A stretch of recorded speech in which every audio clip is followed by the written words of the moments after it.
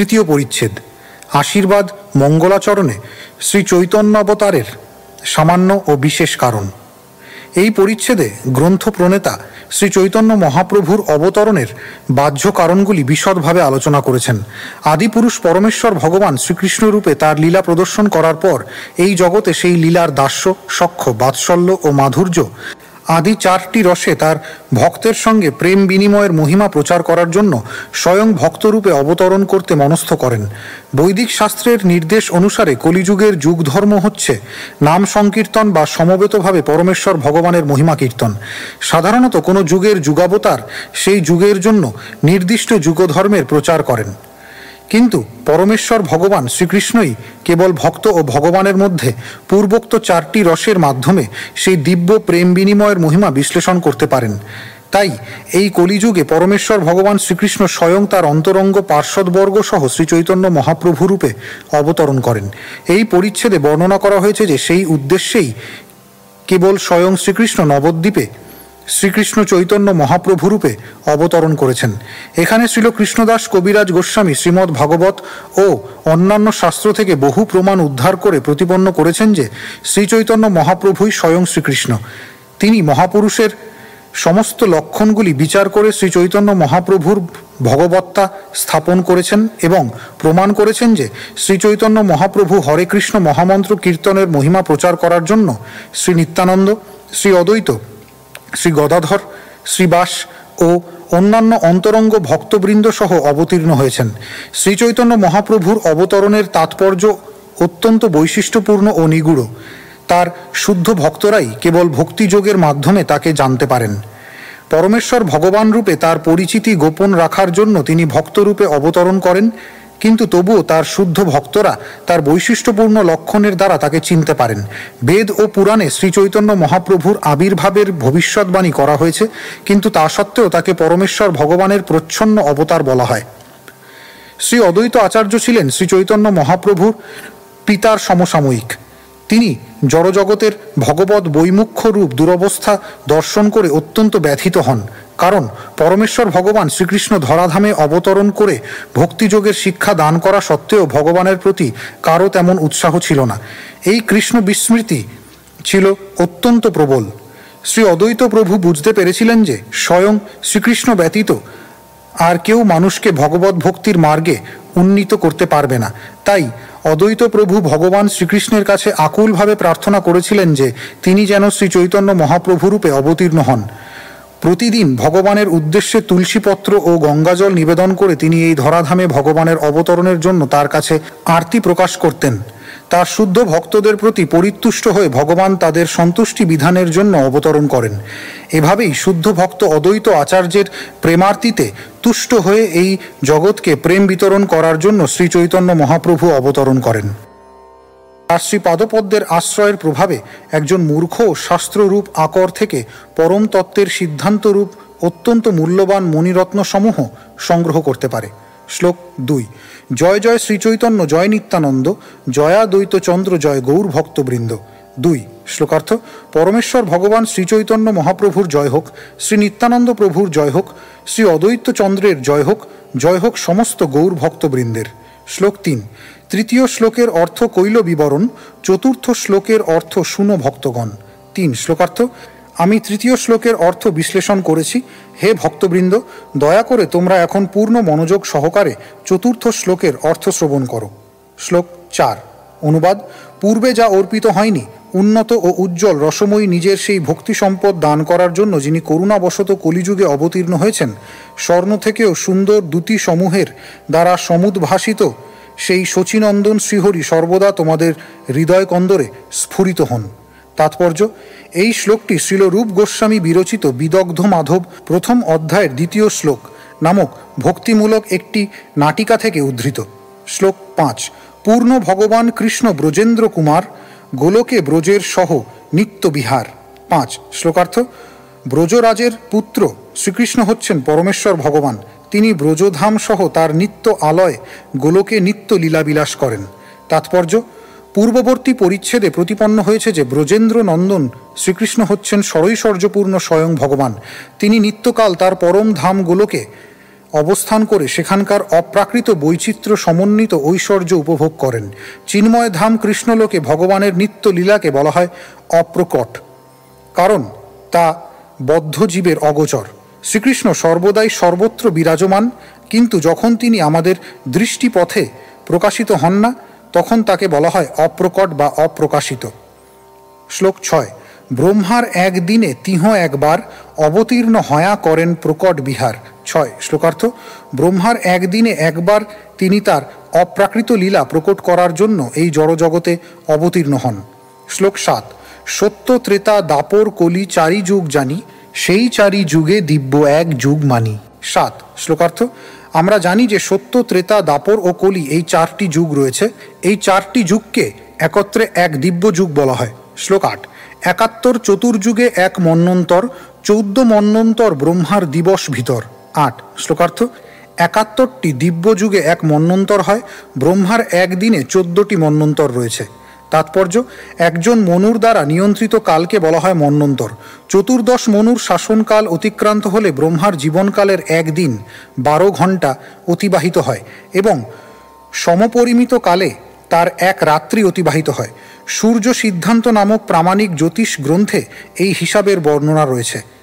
এই গ্রন্থটি সংকলন করেন জ্যোতিষ ও গণিত শাস্ত্রের অভিজ্ঞ সুপণ্ডিত শ্রীযুক্ত বিমলা প্রসাদ দত্ত, যিনি পরবর্তীকালে শ্রীল ভক্তি সিদ্ধান্ত সরস্বতী গোস্বামী মহারাজ নামে পরিচিত হন। ইনি হচ্ছেন আমাদের পরমারাধ্য গুরুদেব। সূর্য সিদ্ধান্ত নামক গ্রন্থটি রচনা করার জন্যই তাকে সিদ্ধান্ত সরস্বতী উপাধিতে ভূষিত করা হয় এবং তিনি যখন সন্ন্যাস গ্রহণ করেন তখন তার সঙ্গে গোস্বামী মহারাজ উপাধিটি যুক্ত হয়। শ্লোক 9। বৈবস্বত নাম এই সপ্তম মন্বন্তর, 27 চতুর্যুগ তাহার অন্তর। 9 শ্লোকার্থ। বর্তমান সপ্তম মন্বন্তরের মনু হচ্ছেন সূর্যদেব বিবস্বানের পুত্র বৈবস্বত। তার আয়ুষ্কালের 27 দিব্যযুগ, 27 গুণিতক 43,20,000 সৌরবর্ষ গত হয়েছে। তাৎপর্য: 14 জন মনুর নাম হচ্ছে: 1 স্বয়ম্ভুব, 2 সারচিষ, 3 উত্তম, 4 তামস, 5 রৈবত, 6 চাক্ষুষ, 7 বৈবস্বত, 8 সাবর্ণী, 9 দক্ষ সাবর্ণী, 10 ব্রহ্ম সাবর্ণী, 11 ধর্ম সাবর্ণী, 12 রুদ্রপুত্র রুদ্র সাবর্ণী, 13 রৌচ্য বা দেব সাবর্ণী এবং 14 ভৌত্তক বা ইন্দ্র সাবর্ণী। শ্লোক 10। অষ্টাবিংশ চতুর্যুগে দাপরের শেষে ব্রজের সহিতে হয় কৃষ্ণের প্রকাশে। 10 শ্লোকার্থ। অষ্টাবিংশতি দিব্যযুগের দাপর যুগের শেষ ভাগে ভগবান শ্রীকৃষ্ণ তার নিত্য ব্রজধামের সমস্ত উপকরণ সহ এই জড় জগতে আবির্ভূত হন। তাৎপর্য: এখন বৈবস্বত মনুর কাল চলছে। এই সময়েই শ্রীচৈতন্য মহাপ্রভু এই ধরাধামে আবির্ভূত হন। প্রথমে অষ্টাবিংশতি দিব্যযুগের দাপরের শেষ ভাগে শ্রীকৃষ্ণ আবির্ভূত হন এবং তারপর সেই দিব্যযুগেরই কলিযুগে শ্রীচৈতন্য মহাপ্রভুর আবির্ভাব হয়। শ্রীকৃষ্ণ ও শ্রীচৈতন্য মহাপ্রভু ব্রহ্মার একদিনে একবার, অর্থাৎ 14 মন্বন্তরের মধ্যে একবার আবির্ভূত হন। প্রতিটি মন্বন্তরের আয়ুষ্কাল 71 দিব্যযুগ।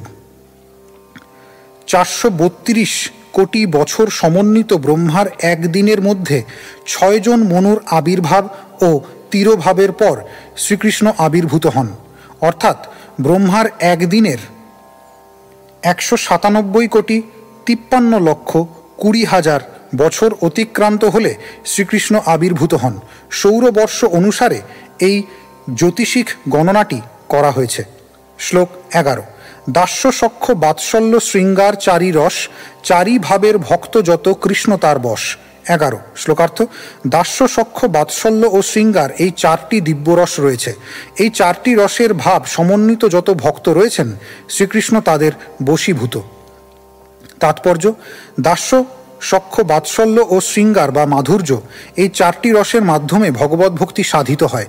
শান্ত রসের মাধ্যমে যদিও পরম তত্ত্বের অপূর্ব মহিমা উপলব্ধি করা যায়, তবুও এই শ্লোকে শান্ত রসের উল্লেখ করা হয়নি, কারণ শান্ত রস পরম তত্ত্বের মহিমা উপলব্ধির ঊর্ধ্বে প্রবেশ করতে পারে না। জড়বাদী দার্শনিকদের কাছে শান্ত রস অত্যন্ত আকর্ষণীয় বলে মনে হলেও এই রস অত্যন্ত প্রাথমিক স্তরের।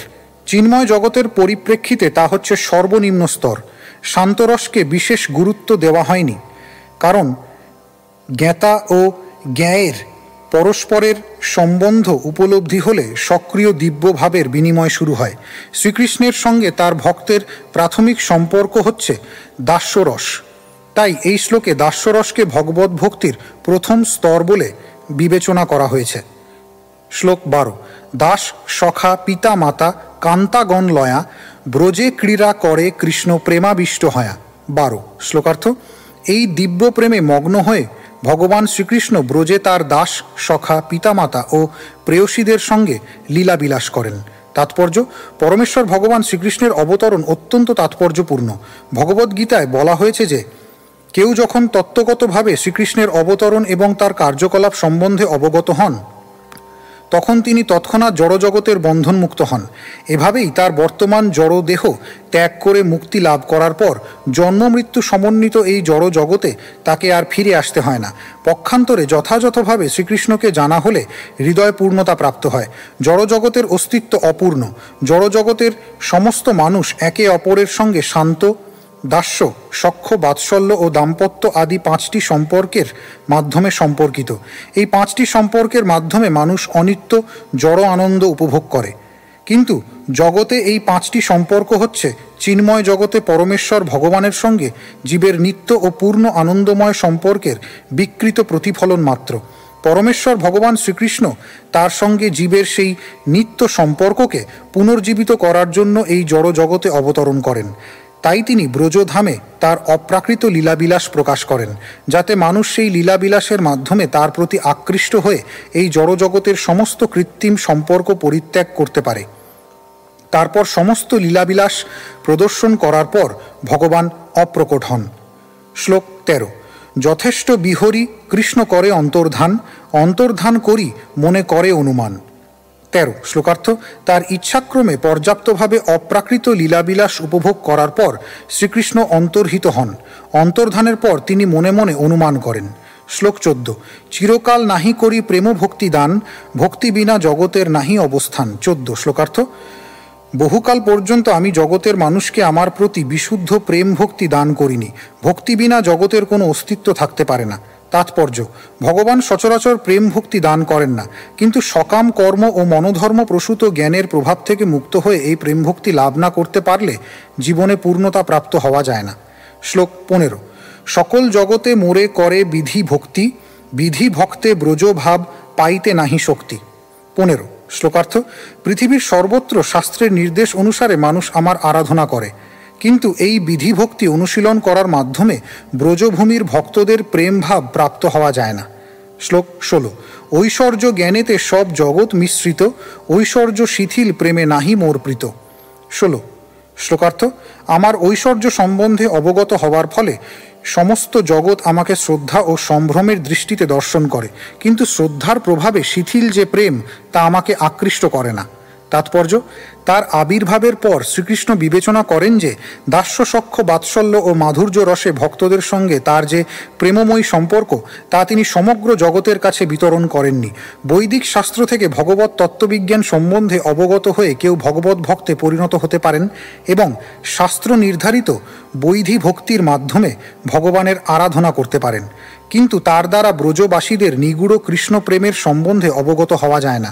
বৈদিক শাস্ত্র নির্ধারিত বৈধি ভক্তি অনুশীলন করার মাধ্যমে বৃন্দাবনে ভগবানের লীলার মর্ম উপলব্ধি করা যায় না।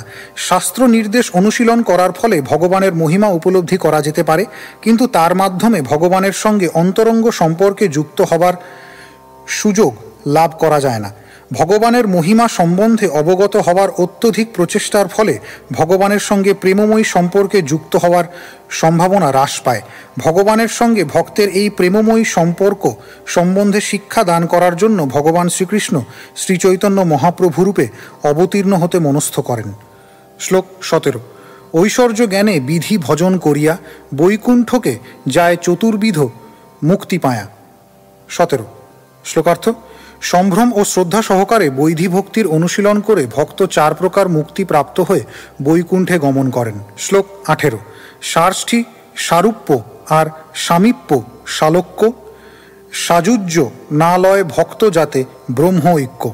18। শ্লোকার্থ। এই 4 প্রকার মুক্তি হচ্ছে সার্ষ্ঠী ভগবানের মতো ঐশ্বর্য লাভ করা, সারূপ্য ভগবানের মতো রূপ প্রাপ্ত হওয়া, সামীপ্য ভগবানের পার্শ্বদত্ত লাভ করা এবং শালক্য ভগবানের লোকে বাস করা। ভক্তরা কখনো সাযুজ্য মুক্তি গ্রহণ করেন না, কেননা তাহলে ব্রহ্মের সঙ্গে একীভূত হয়ে যেতে হয়। তাৎপর্য, শাস্ত্র নির্দেশিত বিধি অনুসারে ভক্তিযোগ অনুশীলন করার মাধ্যমে এই 4 রকমের মুক্তি লাভ হয়। কিন্তু যদিও ভক্তরা সার্ষ্টি, সারূপ্য, সামীপ্য ও শালক্য মুক্তি লাভ করতে পারেন, কিন্তু তারা কখনোই এই ধরনের মুক্তি আকাঙ্ক্ষা করেন না, কারণ ভক্ত ভগবানের সেবা করেই সম্পূর্ণভাবে সন্তুষ্ট থাকেন। পঞ্চবিধ মুক্তির পঞ্চম মুক্তি সাযুজ্য বৈদিভক্তি অনুশীলনকারী ভক্তরা কখনো গ্রহণ করেন না। সাযুজ্য মুক্তি বা পরমেশ্বর ভগবানের দেহ নির্গত রশ্মিচ্ছটা ব্রহ্মজ্যোতিতে লীন হয়ে যাওয়ার আকাঙ্ক্ষা কেবল নির্বিশেষবাদীরাই করে থাকে। ভক্ত কখনো সাযুজ্য মুক্তি গ্রহণ করেন না। শ্লোক 19। যুগ ধর্ম প্রবর্তাইমু নাম সংকীর্তন চারি ভাব ভক্তি দিয়া নাচামু ভুবন। 19। শ্লোকার্থ। আমি স্বয়ং এই যুগের যুগ ধর্ম নাম সংকীর্তন বা সম্মিলিতভাবে ভগবানের পবিত্র নাম কীর্তন প্রবর্তন করব। ভগবত ভক্তির 4 প্রকার রস আস্বাদন করিয়ে আমি সমগ্র জগৎকে প্রেমানন্দে উদ্বেলিত করে নৃত্য করাব। শ্লোক 20। আপনি করিমু ভক্ত ভাব অঙ্গীকারে আপনি আচরি ভক্তি শিখাইমু সবারে। 20। শ্লোকার্থ। আমি ভক্তের ভূমিকা গ্রহণ করব এবং নিজে আচরণ করে সকলকে ভক্তিযোগে ভগবানের সেবা করার শিক্ষা দান করব। তাৎপর্য, কেউ যখন শুদ্ধ ভক্তের সঙ্গ করেন তখন তিনি এত উন্নত স্তরে অধিষ্ঠিত হন যে তিনি এমনকি সার্ষ্টি, সারূপ্য, সামীপ্য অথবা শালক্য মুক্তি আকাঙ্ক্ষা করেন না, কারণ সেই স্তরে তিনি অনুভব করেন যে এই সমস্ত মুক্তিগুলিও এক প্রকার ইন্দ্রিয় তর্পণ।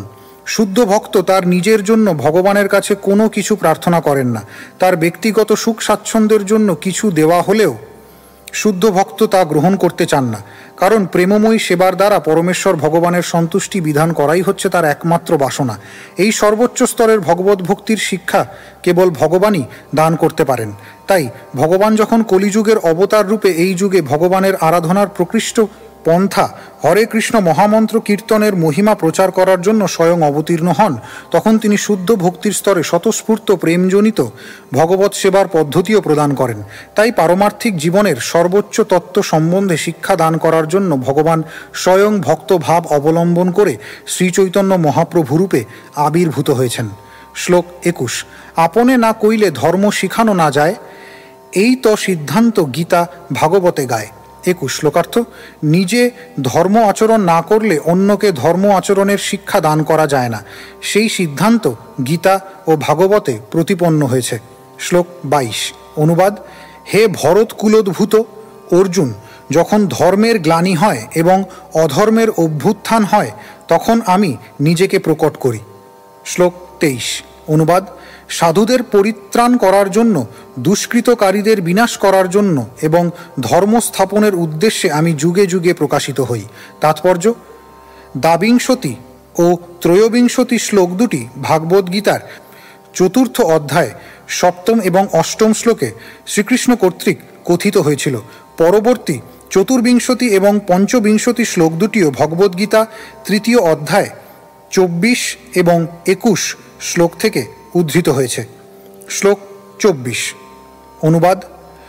যদি আমি যথার্থ ধর্মতত্ত্ব প্রদর্শন না করি তাহলে এই সমস্ত জগৎ উৎসন্নে যাবে, তখন আমি অবাঞ্ছিত জনগণের কারণ হব এবং এই সমস্ত প্রজা বিনাশপ্রাপ্ত হবে। শ্লোক 25। অনুবাদ। শ্রেষ্ঠ ব্যক্তি যেভাবে আচরণ করেন সাধারণ মানুষেরা সেভাবেই তার অনুসরণ করে। শ্রেষ্ঠ ব্যক্তি আদর্শ কর্মের দ্বারা যে দৃষ্টান্ত স্থাপন করেন সকলেই তার অনুসরণ করে। শ্লোক ২৬। যুগ ধর্ম প্রবর্তন হয় অংশ হইতে, আমা বিনা অন্যে নারে ব্রজ প্রেম দিতে। ২৬। শ্লোকার্থ। আমার অংশ প্রকাশেরাও প্রত্যেক যুগে অবতীর্ণ হয়ে যুগধর্ম প্রবর্তন করতে পারে, কিন্তু আমি ছাড়া অন্য কেউ ব্রজের প্রেম দান করতে পারে না। শ্লোক ২৭। অনুবাদ।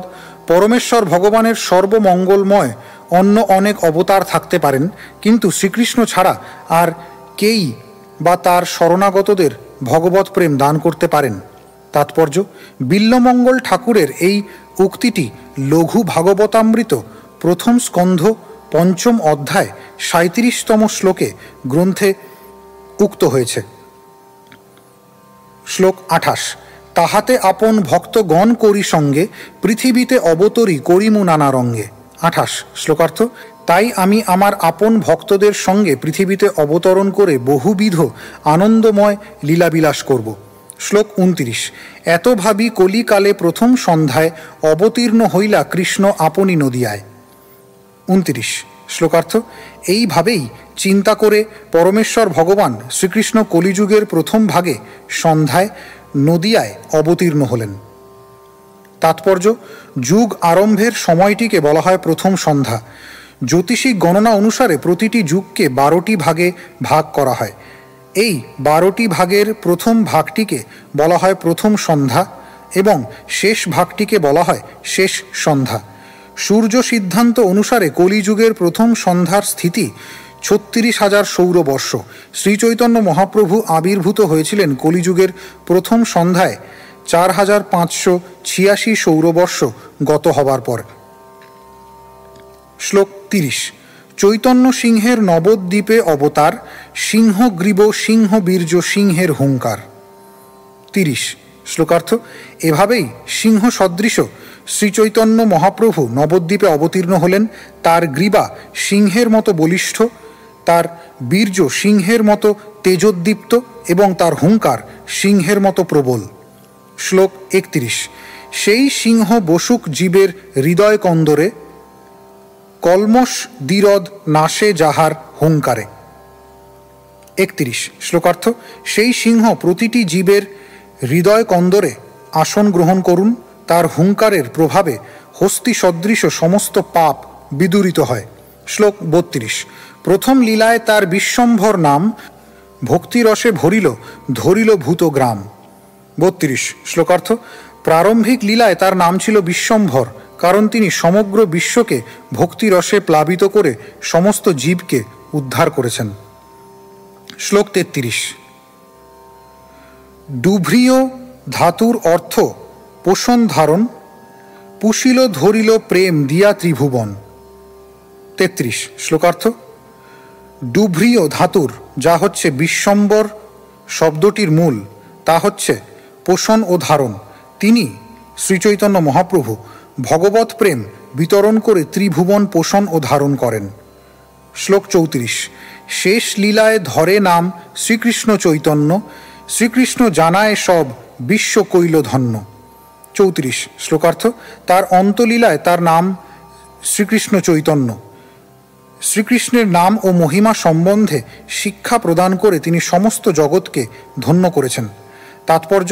শ্রীচৈতন্য মহাপ্রভু ২৪ বছর গৃহস্থ আশ্রমে ছিলেন। তারপর সন্ন্যাস গ্রহণ করে ৪৮ বছর বয়স পর্যন্ত তিনি এই জড়জগতে প্রকট ছিলেন। সুতরাং তার শেষ লীলার স্থায়িত্ব ছিল ২৪ বছর। তথাকথিত কিছু বৈষ্ণব বলে যে বৈষ্ণব সম্প্রদায় বা শ্রীচৈতন্য মহাপ্রভুর পরম্পরার ধারায় সন্ন্যাস গ্রহণ করার রীতি নেই। এই ধরনের উক্তি তাদের নির্বুদ্ধিতারই পরিচায়ক। শ্রীচৈতন্য মহাপ্রভু শঙ্কর সম্প্রদায়ভুক্ত শ্রীপাদ কেশব ভারতীর কাছ থেকে সন্ন্যাস দীক্ষা গ্রহণ করেছিলেন। শঙ্কর সম্প্রদায়ের সন্ন্যাস দীক্ষা গ্রহণের ক্ষেত্রে 10টি বিশেষ নাম অনুমোদন করে। শ্রীপাদ শঙ্করাচার্যের আবির্ভাবের বহু পূর্বে শ্রী বিষ্ণু স্বামীর বৈষ্ণব সম্প্রদায়ে সন্ন্যাস গ্রহণের রীতি ছিল। শ্রী বিষ্ণু স্বামীর বৈষ্ণব সম্প্রদায়ে 10টি বিভিন্ন সন্ন্যাস নাম আছে এবং সন্ন্যাসীদের অষ্টোত্তর শত নামে ত্রিদণ্ডী সন্ন্যাস প্রদান করা হতো। বৈদিক নির্দেশাবলীর দ্বারা এটা প্রমাণিত। অতএব শঙ্করাচার্যের আবির্ভাবের পূর্বেও বৈষ্ণব সন্ন্যাসের অস্তিত্ব ছিল। বৈষ্ণব সন্ন্যাস সম্বন্ধে অজ্ঞ ব্যক্তিরা অনর্থক প্রচার করে যে বৈষ্ণব সম্প্রদায়ে সন্ন্যাস গ্রহণের রীতি নেই। শ্রীচৈতন্য মহাপ্রভুর সময় মানব সমাজে শঙ্করাচার্যের প্রভাব ছিল অত্যন্ত প্রবল।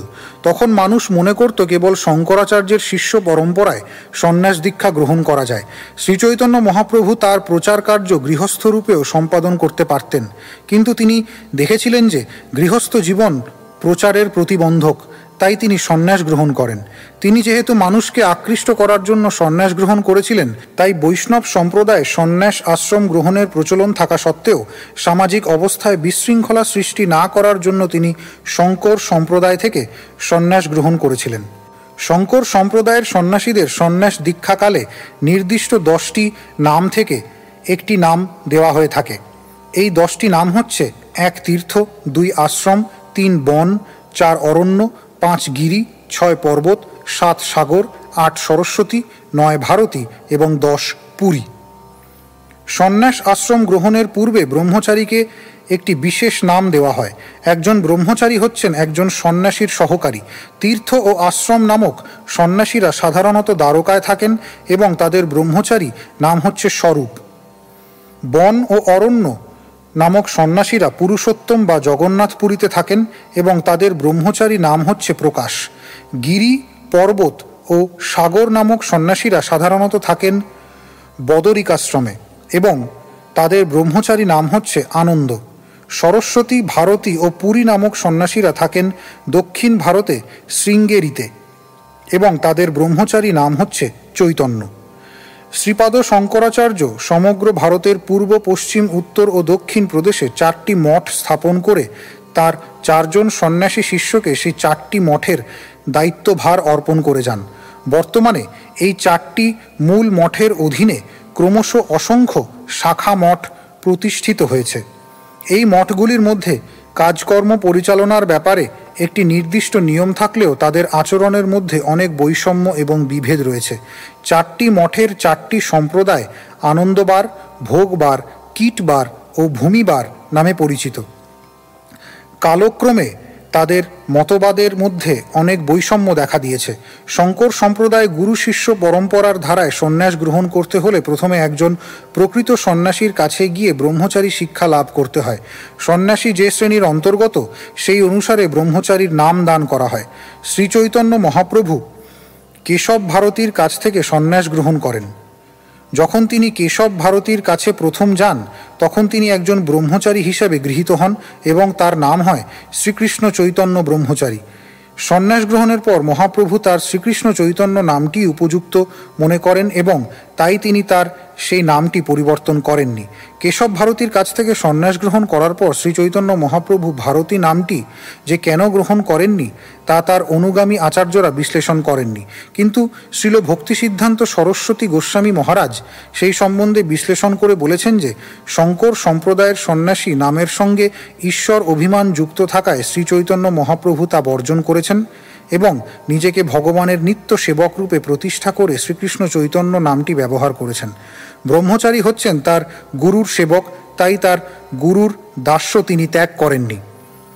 গুরু শিষ্যের এই সম্পর্ক ভক্তির অনুকূল। শ্রীচৈতন্য মহাপ্রভুর প্রামাণিক জীবনচরিত গ্রন্থসমূহে উল্লেখ করা হয়েছে যে সন্ন্যাস গ্রহণকালে শ্রীচৈতন্য মহাপ্রভু দণ্ড, কমণ্ডলু প্রভৃতি সন্ন্যাসীর চিহ্নসমূহ ধারণ করেছিলেন। শ্লোক 35। তার যুগাবতার জানি গর্গ মহাশয় কৃষ্ণের নামকরণে করিয়াছে নির্ণয়। 35 শ্লোকার্থ। তাকে মহাপ্রভুকে কলিযুগের অবতার জেনে গর্গমুনি শ্রীকৃষ্ণের নামকরণ করার সময় তার আবির্ভাবের ভবিষ্যদ্বাণী করেছিলেন। শ্লোক 36।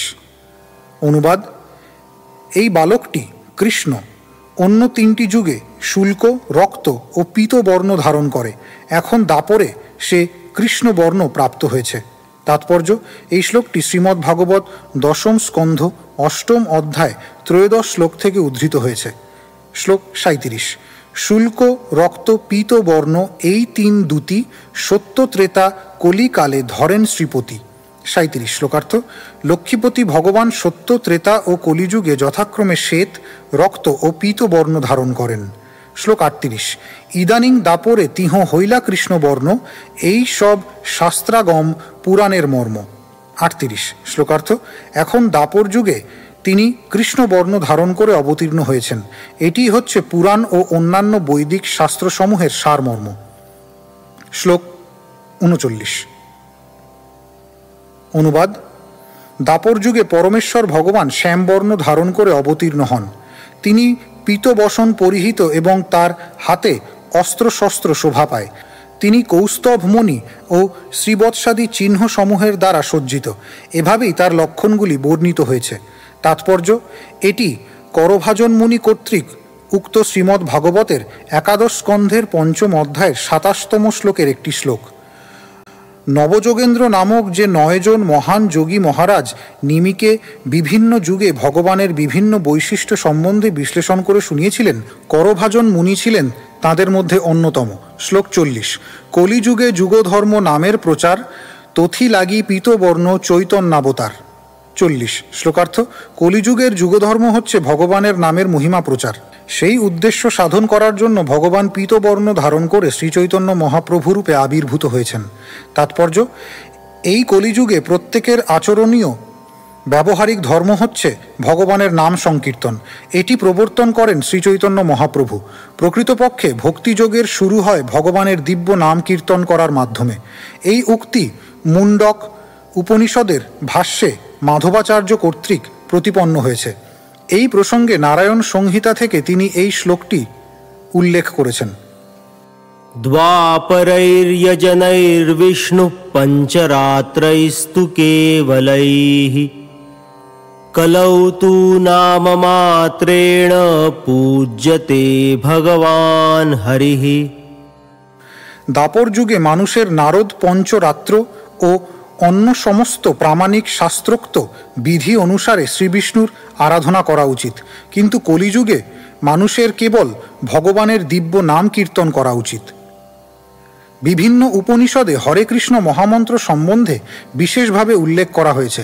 যেমন কলি সন্তরণ উপনিষদে বলা হয়েছে, হরে কৃষ্ণ কৃষ্ণ কৃষ্ণ হরে হরে, হরে রাম রাম রাম হরে হরে। ইতি ষোড়শকন্নাম্নাং কলিকল্মষনাশনম নাতঃ পরতরোপায়ঃ সর্ববেদেষু দৃশ্যতে।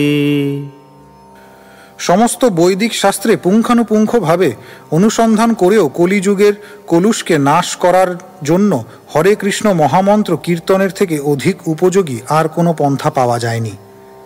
শ্লোক 41 তপ্তহেম সমকান্তি প্রকাণ্ড শরীর, নবমেঘ যিনি কণ্ঠধ্বনি যে গম্ভীর। 41 শ্লোকার্থ। তার প্রকাণ্ড শরীরের কান্তি তপ্ত কাঞ্চনের মতো উজ্জ্বল, তার গম্ভীর কণ্ঠস্বর নবমেঘের গম্ভীর গর্জনকেও পরাভূত করে। শ্লোক 42 দৈর্ঘ্য বিস্তারে যেই আপনার হাত, চারি হস্ত হয় মহাপুরুষ বিখ্যাত। 42 শ্লোকার্থ।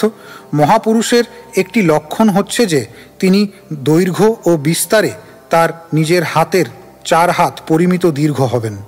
শ্লোক 43 নগ্রধ পরিমণ্ডল হয় তার নাম, নগ্রধ পরিমণ্ডল তনু চৈতন্য গুণধাম। 43 শ্লোকার্থ। এই ধরনের মহাপুরুষকে বলা হয় নগ্রধ পরিমণ্ডল। শ্রীচৈতন্য মহাপ্রভু যিনি হচ্ছেন সমস্ত গুণের আকর, সেরূপ নগ্রধ পরিমণ্ডলের মতো দেহ ধারণ করেছেন।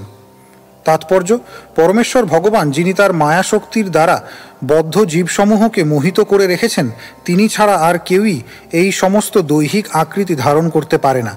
এই সমস্ত লক্ষণগুলি কেবল বিষ্ণুর অবতারের মধ্যেই দেখা যায়, অন্য কারো মধ্যে তা দেখা যায় না। শ্লোক 44 আজানুলম্বিত ভুজ কমললোচন, তিলফুল যিনি নাসা সুধাংশু বদন। 44 শ্লোকার্থ। তার বাহুযুগল আজানুলম্বিত, তার চক্ষুদ্বয় ঠিক পদ্মফুলের মতো, তার নাসিকা তিলফুলের মতো এবং তার মুখমণ্ডল চন্দ্রের মতো সৌন্দর্যমণ্ডিত। শ্লোক 45 শান্ত দান্ত কৃষ্ণ ভক্তি নিষ্ঠাপরায়ণ, ভক্তবৎসল সুশীল সর্বভূতে সম। 45 শ্লোকার্থ। তিনি শান্ত, সংযত এবং কৃষ্ণ ভক্তির প্রতি সম্পূর্ণরূপে নিষ্ঠাপরায়ণ। তিনি তার ভক্তদের প্রতি স্নেহপ্রবণ, তিনি সুশীল এবং তিনি সমস্ত জীবের প্রতি সমভাবাপন্ন। শ্লোক 46। চন্দনের অঙ্গদ বালা চন্দনভূষণ নৃত্যকালে পরি করেন কৃষ্ণ সংকীর্তন। 46। শ্লোকার্থ। তিনি চন্দন কাঠের কঙ্কন ও অনন্তের দ্বারা ভূষিত এবং তার অঙ্গ চন্দন চর্চিত। শ্রীকৃষ্ণ সংকীর্তনে নৃত্য করার সময় তিনি এভাবেই সজ্জিত হন। শ্লোক 47। এই সব গুণ লয়া মুনি বৈশম্পায়ন সহস্র নামে কইল তার নাম গণন। 47। শ্লোকার্থ। শ্রীচৈতন্য মহাপ্রভুর এই সমস্ত গুণাবলী লিপিবদ্ধ করে বৈশম্পায়ন মুনি বিষ্ণু সহস্র নাম স্তোত্রে তার নাম উল্লেখ করেছেন। শ্লোক 48। দুই লীলা চৈতন্যের আদি আর শেষ, দুই লীলায় চারি চারি নাম বিশেষ। 48। শ্লোকার্থ। শ্রীচৈতন্য মহাপ্রভুর লীলা দুটি ভাগে বিভক্ত, আদি লীলা ও শেষ লীলা। এই দুটি লীলার প্রত্যেকটিতে তার চারটি করে বিশেষ নাম রয়েছে। শ্লোক 49। অনুবাদ। তার আদি লীলায় তিনি স্বর্ণের মতো উজ্জ্বল বর্ণের সুন্দর দেহ ধারণ করে গৃহস্থরূপে লীলাবিলাস করেন। তার সর্বাঙ্গ সুন্দর এবং তার চন্দন চর্চিত শ্রীঅঙ্গ তপ্ত কাঞ্চনের মতো দ্যুতি সম্পন্ন। তার পরবর্তী লীলায় তিনি সন্ন্যাস আশ্রম গ্রহণ করেন এবং তিনি সমগুণ সম্পন্ন ও শান্ত। তিনি শান্তি ও ভক্তির পরম আশ্রয়, কেননা তিনি নির্বিশেষবাদী অভক্তদের নিবৃত্ত করেন। তাৎপর্য। এই শ্লোকটি মহাভারত দান ধর্ম বিষ্ণু সহস্র নাম স্তোত্র থেকে উদ্ধৃত। শ্রীল বলদেব বিদ্যাভূষণ বিষ্ণু সহস্র নামের নামার্থ সুধাবিধ নামক ভাষ্যে এই শ্লোকটির উপর মন্তব্য করে বলেছেন যে উপনিষদের প্রমাণ অনুসারে শ্রীচৈতন্য মহাপ্রভু হচ্ছেন পরমেশ্বর ভগবান। তিনি বিশ্লেষণ করে বলেছেন যে সুবর্ণ বর্ণ কথাটির অর্থ হচ্ছে সোনার মতো অঙ্গকান্তি।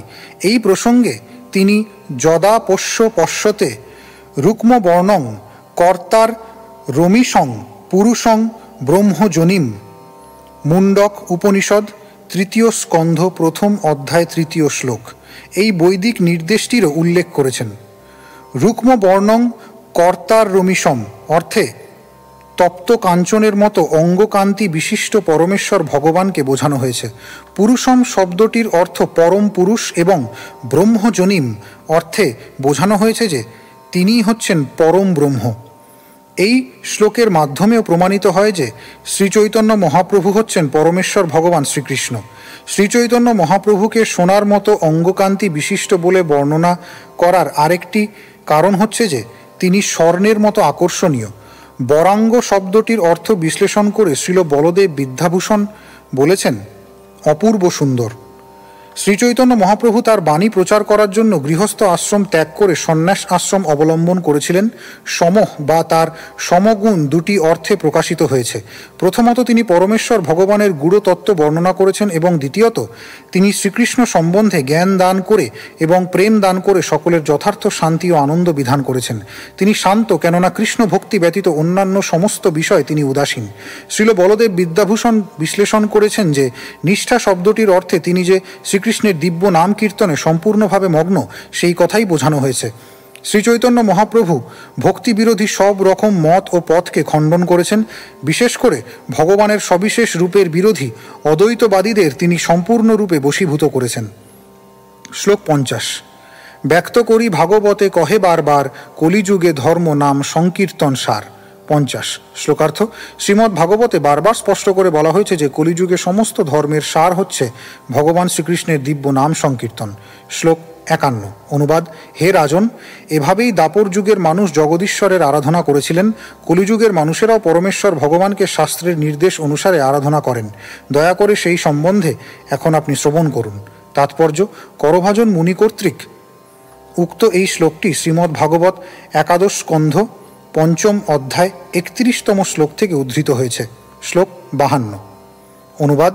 যে পরমেশ্বর ভগবান কৃষ ও ন শব্দাংশ দুটি নিরন্তর উচ্চারণ করেন, কলিযুগের বুদ্ধিমান মানুষেরা তার উপাসনার নিমিত্ত সমবেত ভাবে নাম সংকীর্তন করে থাকেন।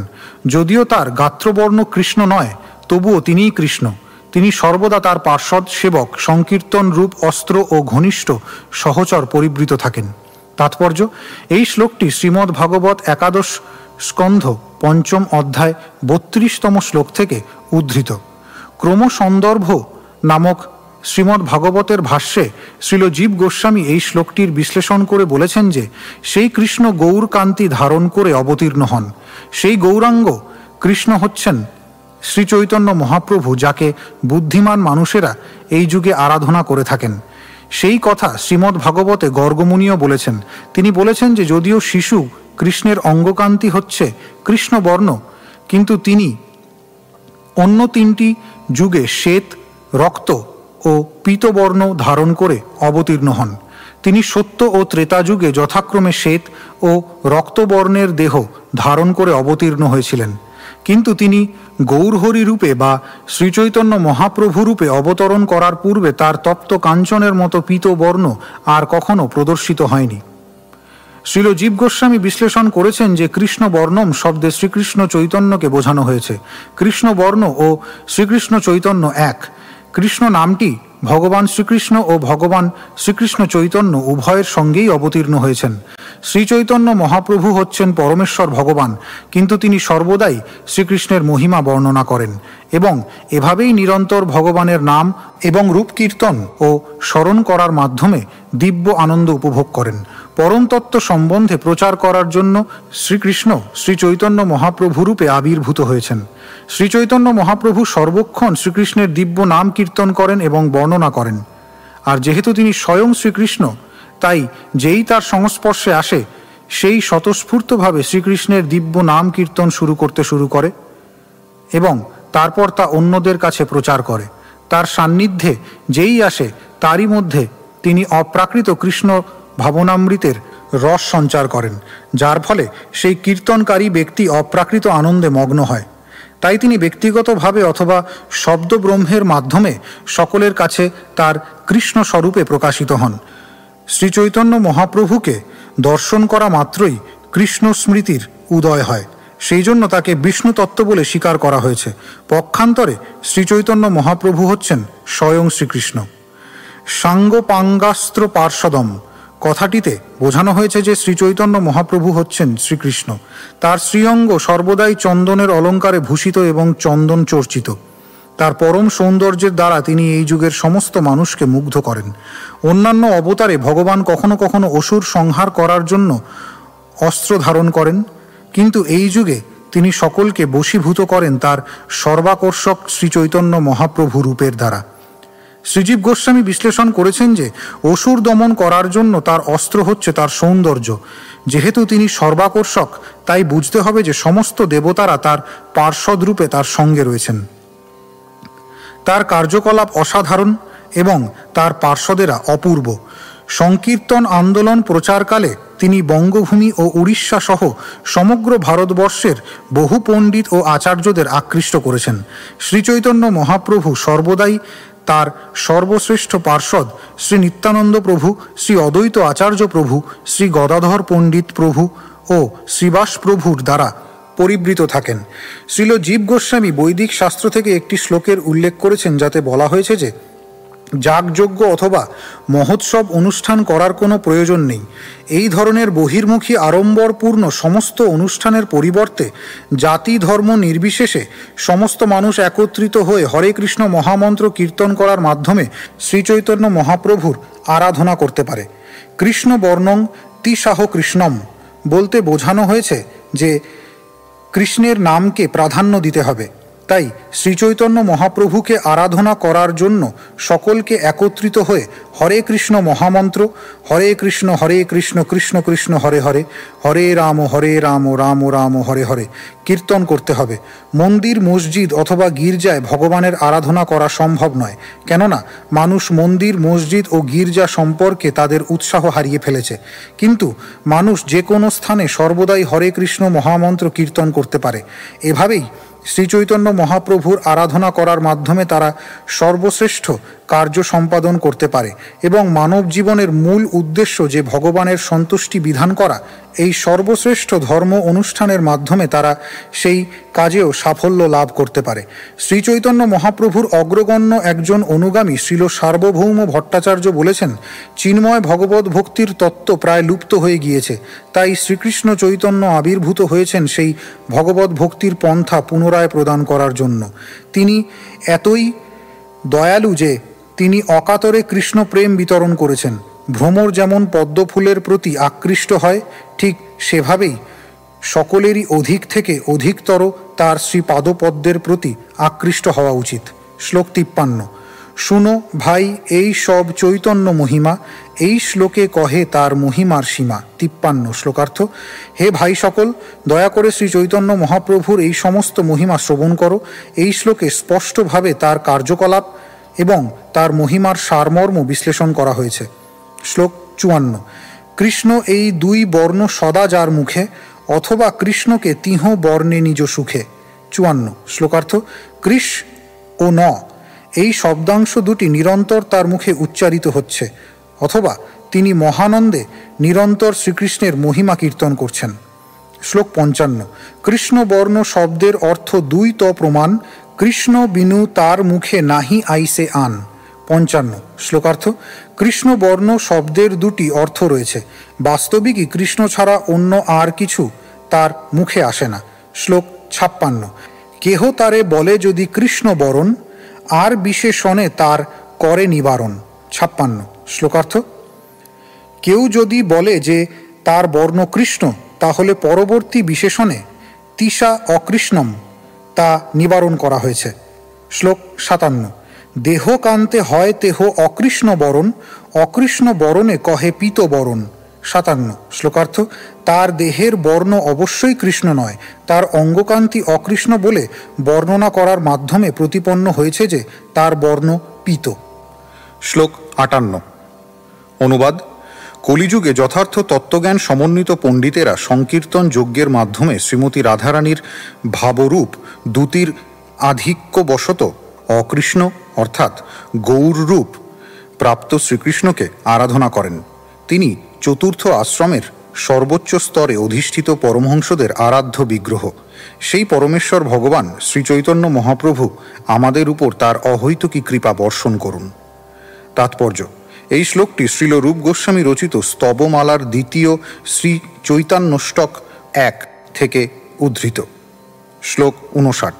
প্রত্যক্ষ তাহার তপ্ত কাঞ্চনের দ্যুতি, যাহার ছটায় নাশে অজ্ঞান তমস্তুতি। 59 শ্লোকার্থ। অজ্ঞানের অন্ধকার বিনাশকারী তার তপ্ত কাঞ্চন সদৃশ দ্যুতি প্রত্যক্ষভাবে দর্শন করা যায়। শ্লোক 60। জীবের কলমশ তম নাশ করিবারে, অঙ্গ উপাঙ্গ নাম নানা অস্ত্র ধরে। 60 শ্লোকার্থ। অজ্ঞানের প্রভাবে জীব পাপ পঙ্কিল জীবনযাপন করে। জীবের সেই অজ্ঞান বিনাশ করার জন্য তিনি তার অঙ্গ, তার উপাঙ্গ বা ভক্তগণ এবং দিব্য নামরূপ নানাবিধ অস্ত্র নিয়ে অবতীর্ণ হয়েছেন। শ্লোক 61। ভক্তির বিরোধী কর্ম, ধর্ম বা অধর্ম, তাহার কলমশ নাম সেই মহাতম। 61 শ্লোকার্থ। ভক্তি বিরোধী যে কর্ম, তা ধর্মই হোক অথবা অধর্মই হোক, তা হচ্ছে ঘোর তমসাচ্ছন্ন, তাকে বলা হয় কলমশ। শ্লোক 62। বাহু তুলি হরি বলি প্রেম দৃষ্টে চায়, করিয়া কলমশ নাশ প্রেমেতে ভাষায়। 62 শ্লোকার্থ। দুই বাহু তুলে হরিনাম কীর্তন করে এবং প্রেমপূর্ণ নয়নে সকলের প্রতি দৃষ্টিপাত করে তিনি সমস্ত কলমশ নাশ করেন এবং সকলকে ভগবৎ প্রেমে প্লাবিত করেন। শ্লোক 63। অনুবাদ। শ্রীচৈতন্য মহাপ্রভুরূপে পরমেশ্বর ভগবান আমাদের উপর তার অহৈতুকী কৃপা বর্ষণ করুন।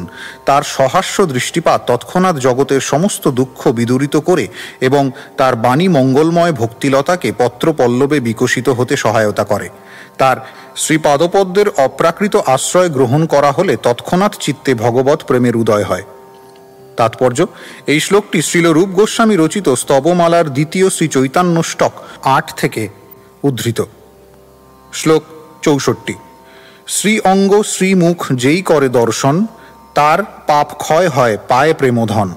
64 শ্লোকার্থ। তার শ্রীঅঙ্গ ও শ্রীমুখ দর্শন করা মাত্র যে কোনো ব্যক্তির পাপ ক্ষয় হয় এবং সে ভগবৎ প্রেমরূপ মহাসম্পদ লাভ করে। শ্লোক 65। অন্য অবতারে সব সৈন্য অস্ত্র সঙ্গে, চৈতন্য কৃষ্ণের সৈন্য অঙ্গ উপাঙ্গে। 65 শ্লোকার্থ। অন্যান্য অবতারে ভগবান সৈন্য ও অস্ত্রশস্ত্র সহ অবতরণ করেন, কিন্তু এই অবতারে তার সৈন্য হচ্ছেন তার অঙ্গ ও উপাঙ্গ। শ্লোক 66। অনুবাদ। শ্রীচৈতন্য মহাপ্রভু হচ্ছেন শিব ও ব্রহ্মা আদি সমস্ত দেবতাদেরও পরম আরাধ্য। তিনি স্বীয় ভক্তিভাব অবলম্বন করে একজন সাধারণ মানুষের মতো আবির্ভূত হয়েছেন। তিনি তার নিজের ভক্তদের শুদ্ধ ভক্তি সম্বন্ধে উপদেশ দান করেন। তিনি কি পুনরায় আমার দৃষ্টিপথে প্রকাশিত হবেন? তাৎপর্য: এই শ্লোকটি শ্রীল রূপ গোস্বামী রচিত স্তবমালার প্রথম শ্রীচৈতন্যষ্টক 1 থেকে উদ্ধৃত। শ্লোক 67।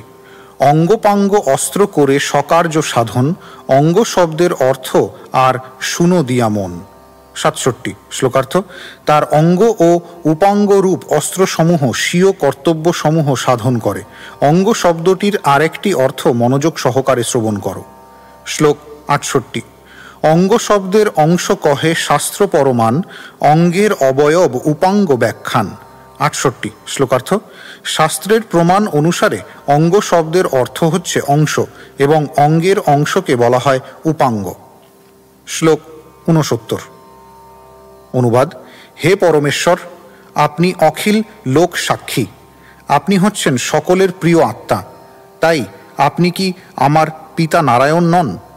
নর গর্ভদকশায়ী বিষ্ণু, যাত জল হচ্ছে নার, তাতে যার অয়ন আশ্রয়স্থল, তিনিই নারায়ণ। তিনি আপনার অঙ্গ অর্থাৎ অংশ। আপনার অংশরূপ কারণদকশায়ী বিষ্ণু, গর্ভদকশায়ী বিষ্ণু ও ক্ষীরদকশায়ী বিষ্ণুর কেউই মায়ার অধীন নন। তারা সকলেই মায়াধীশ, মায়াতীত পরম সত্য। তাৎপর্য: শ্রীকৃষ্ণের প্রতি ব্রহ্মার এই উক্তিটি শ্রীমদ্ ভাগবত 10ম স্কন্ধ 14 অধ্যায়ের 14 শ্লোক থেকে উদ্ধৃত। শ্লোক 70। জলসাই অন্তর্যামী সেই নারায়ণ, সেহ তোমার অংশ তুমি মূল নারায়ণ। 70। শ্লোকার্থ: সমস্ত জীবের অন্তর্যামী যে নারায়ণ কিংবা জলে, কারণ গর্ভ ও ক্ষীর সায়িত যে নারায়ণ, তিনি আপনার অংশ, তাই আপনিই হচ্ছেন মূল নারায়ণ। শ্লোক 71। অঙ্গ শব্দে অংশ কহে সেহ সত্য হয়, মায়া কার্য নহে সব চিদানন্দময়। 71। শ্লোকার্থ: অঙ্গ শব্দটির মাধ্যমে তার অংশদের বোঝানো হয়েছে। এই ধরনের অংশ প্রকাশদের কখনোই মায়ার সৃষ্টি বলে মনে করা উচিত নয়, কেননা তারা সকলেই মায়াধীশ, সৎ, চিৎ ও আনন্দময়। তাৎপর্য: এই জড়জগতে যদি মূল বস্তু থেকে একটি অংশ নিয়ে নেওয়া হয় তাহলে মূল বস্তুটি হ্রাসপ্রাপ্ত হয়, কিন্তু পরমেশ্বর ভগবান কখনোই মায়ার দ্বারা প্রভাবিত হন না। ঈশোপনিষদের মঙ্গলাচরণে একটি শ্লোকে বলা হয়েছে: ওম পূর্ণমদঃ পূর্ণমিদং পূর্ণাৎ পূর্ণমুদচ্যতে পূর্ণস্য পূর্ণমাদায় পূর্ণমেবাবশিষ্যতে। পরমেশ্বর ভগবান হচ্ছেন সর্বতোভাবে পূর্ণ এবং যেহেতু তিনি সম্পূর্ণরূপে পূর্ণ, তাই দৃশ্যমান জগতের মতো তার থেকে প্রকাশিত সব কিছুই পূর্ণরূপে নিখুঁতভাবে সজ্জিত। পূর্ণ থেকে যা কিছু সৃষ্টি হয় সেই সৃষ্টিও পূর্ণ হয়ে ওঠে। যেহেতু তিনি হচ্ছেন পরম পূর্ণ, তাই যদিও তার থেকে বহু পূর্ণ সত্তার প্রকাশ ঘটে, তবুও তিনি পূর্ণরূপেই অবশিষ্ট থাকেন। পরমেশ্বর ভগবানের চিৎ জগতে একের সঙ্গে এক যোগ করলে একই থাকে এবং এক থেকে এক বিয়োগ করলেও এক থাকে। তাই জড়জাগতিক দৃষ্টিভঙ্গির পরিপ্রেক্ষিতে ভগবানের অংশাতি অংশেরও অনুমান করা উচিত নয়। চিৎ জগতে জড় শক্তি অথবা জড় হিসাব নিকাশের কোনো প্রভাব নেই। ভগবদ্গীতার 15 অধ্যায়ে ভগবান বলেছেন যে জীব হচ্ছে তার বিভিন্ন অংশ। জড় জগতে ও চিৎ জগতে অসংখ্য জীব রয়েছে, কিন্তু তা সত্ত্বেও শ্রীকৃষ্ণ সর্বতোভাবে পূর্ণ। ভগবানের বিভিন্ন অংশ সমস্ত ব্রহ্মাণ্ড জুড়ে ছড়িয়ে রয়েছে বলে যে ভগবানের সত্তা হ্রাসপ্রাপ্ত হয়েছে তা মনে করা হচ্ছে মায়া। সেটি একটি জড়জাগতিক বিচার। জড়শক্তি মায়ার দ্বারা প্রভাবিত হওয়ার ফলেই এই ধরনের বিচার করা সম্ভব হয়। চিৎ জগতে জড় অস্তিত্বের অনুভূতি হয় কেবলমাত্র তার অনুপস্থিতির মাধ্যমে। বহুরূপে প্রকাশিত হলেও বিষ্ণু তত্ত্বের শক্তি কখনো হ্রাস পায় না। ঠিক যেমন একটি প্রদীপ থেকে আরেকটি প্রদীপ জ্বালানো সত্ত্বেও সেই প্রদীপের শক্তি অপরিবর্তিতই থাকে। মূল প্রদীপ থেকে হাজার হাজার প্রদীপ জ্বালানো যেতে পারে এবং প্রতিটি প্রদীপ থেকে একই পরিমাণ আলোক প্রকাশিত হয়। এভাবেই বোঝা যায় যে শ্রীকৃষ্ণ ও শ্রীচৈতন্য মহাপ্রভু থেকে বিভিন্ন যুগে রাম, নৃসিংহ, বরাহ আদি বিভিন্ন রূপে প্রকাশিত সমস্ত বিষ্ণু তত্ত্বের সকলেই সমভাবে পরম শক্তি সম্পন্ন। ব্রহ্মা, শিব আদি দেবতারা জড় শক্তির সংস্পর্শে আসেন এবং তাই তাদের শক্তি ও ক্ষমতা বিভিন্ন স্তরের, কিন্তু শ্রীবিষ্ণুর সমস্ত অবতারেরা সমান শক্তি সম্পন্ন, কেননা মায়ার প্রভাব তাদের কখনো স্পর্শ করতে পারে না। শ্লোক ৭২। অদ্বৈত নিত্যানন্দ চৈতন্যের দুই অঙ্গ, অঙ্গের অবয়বগণ কহিয়ে উপাঙ্গ। ৭২ শ্লোকার্থ।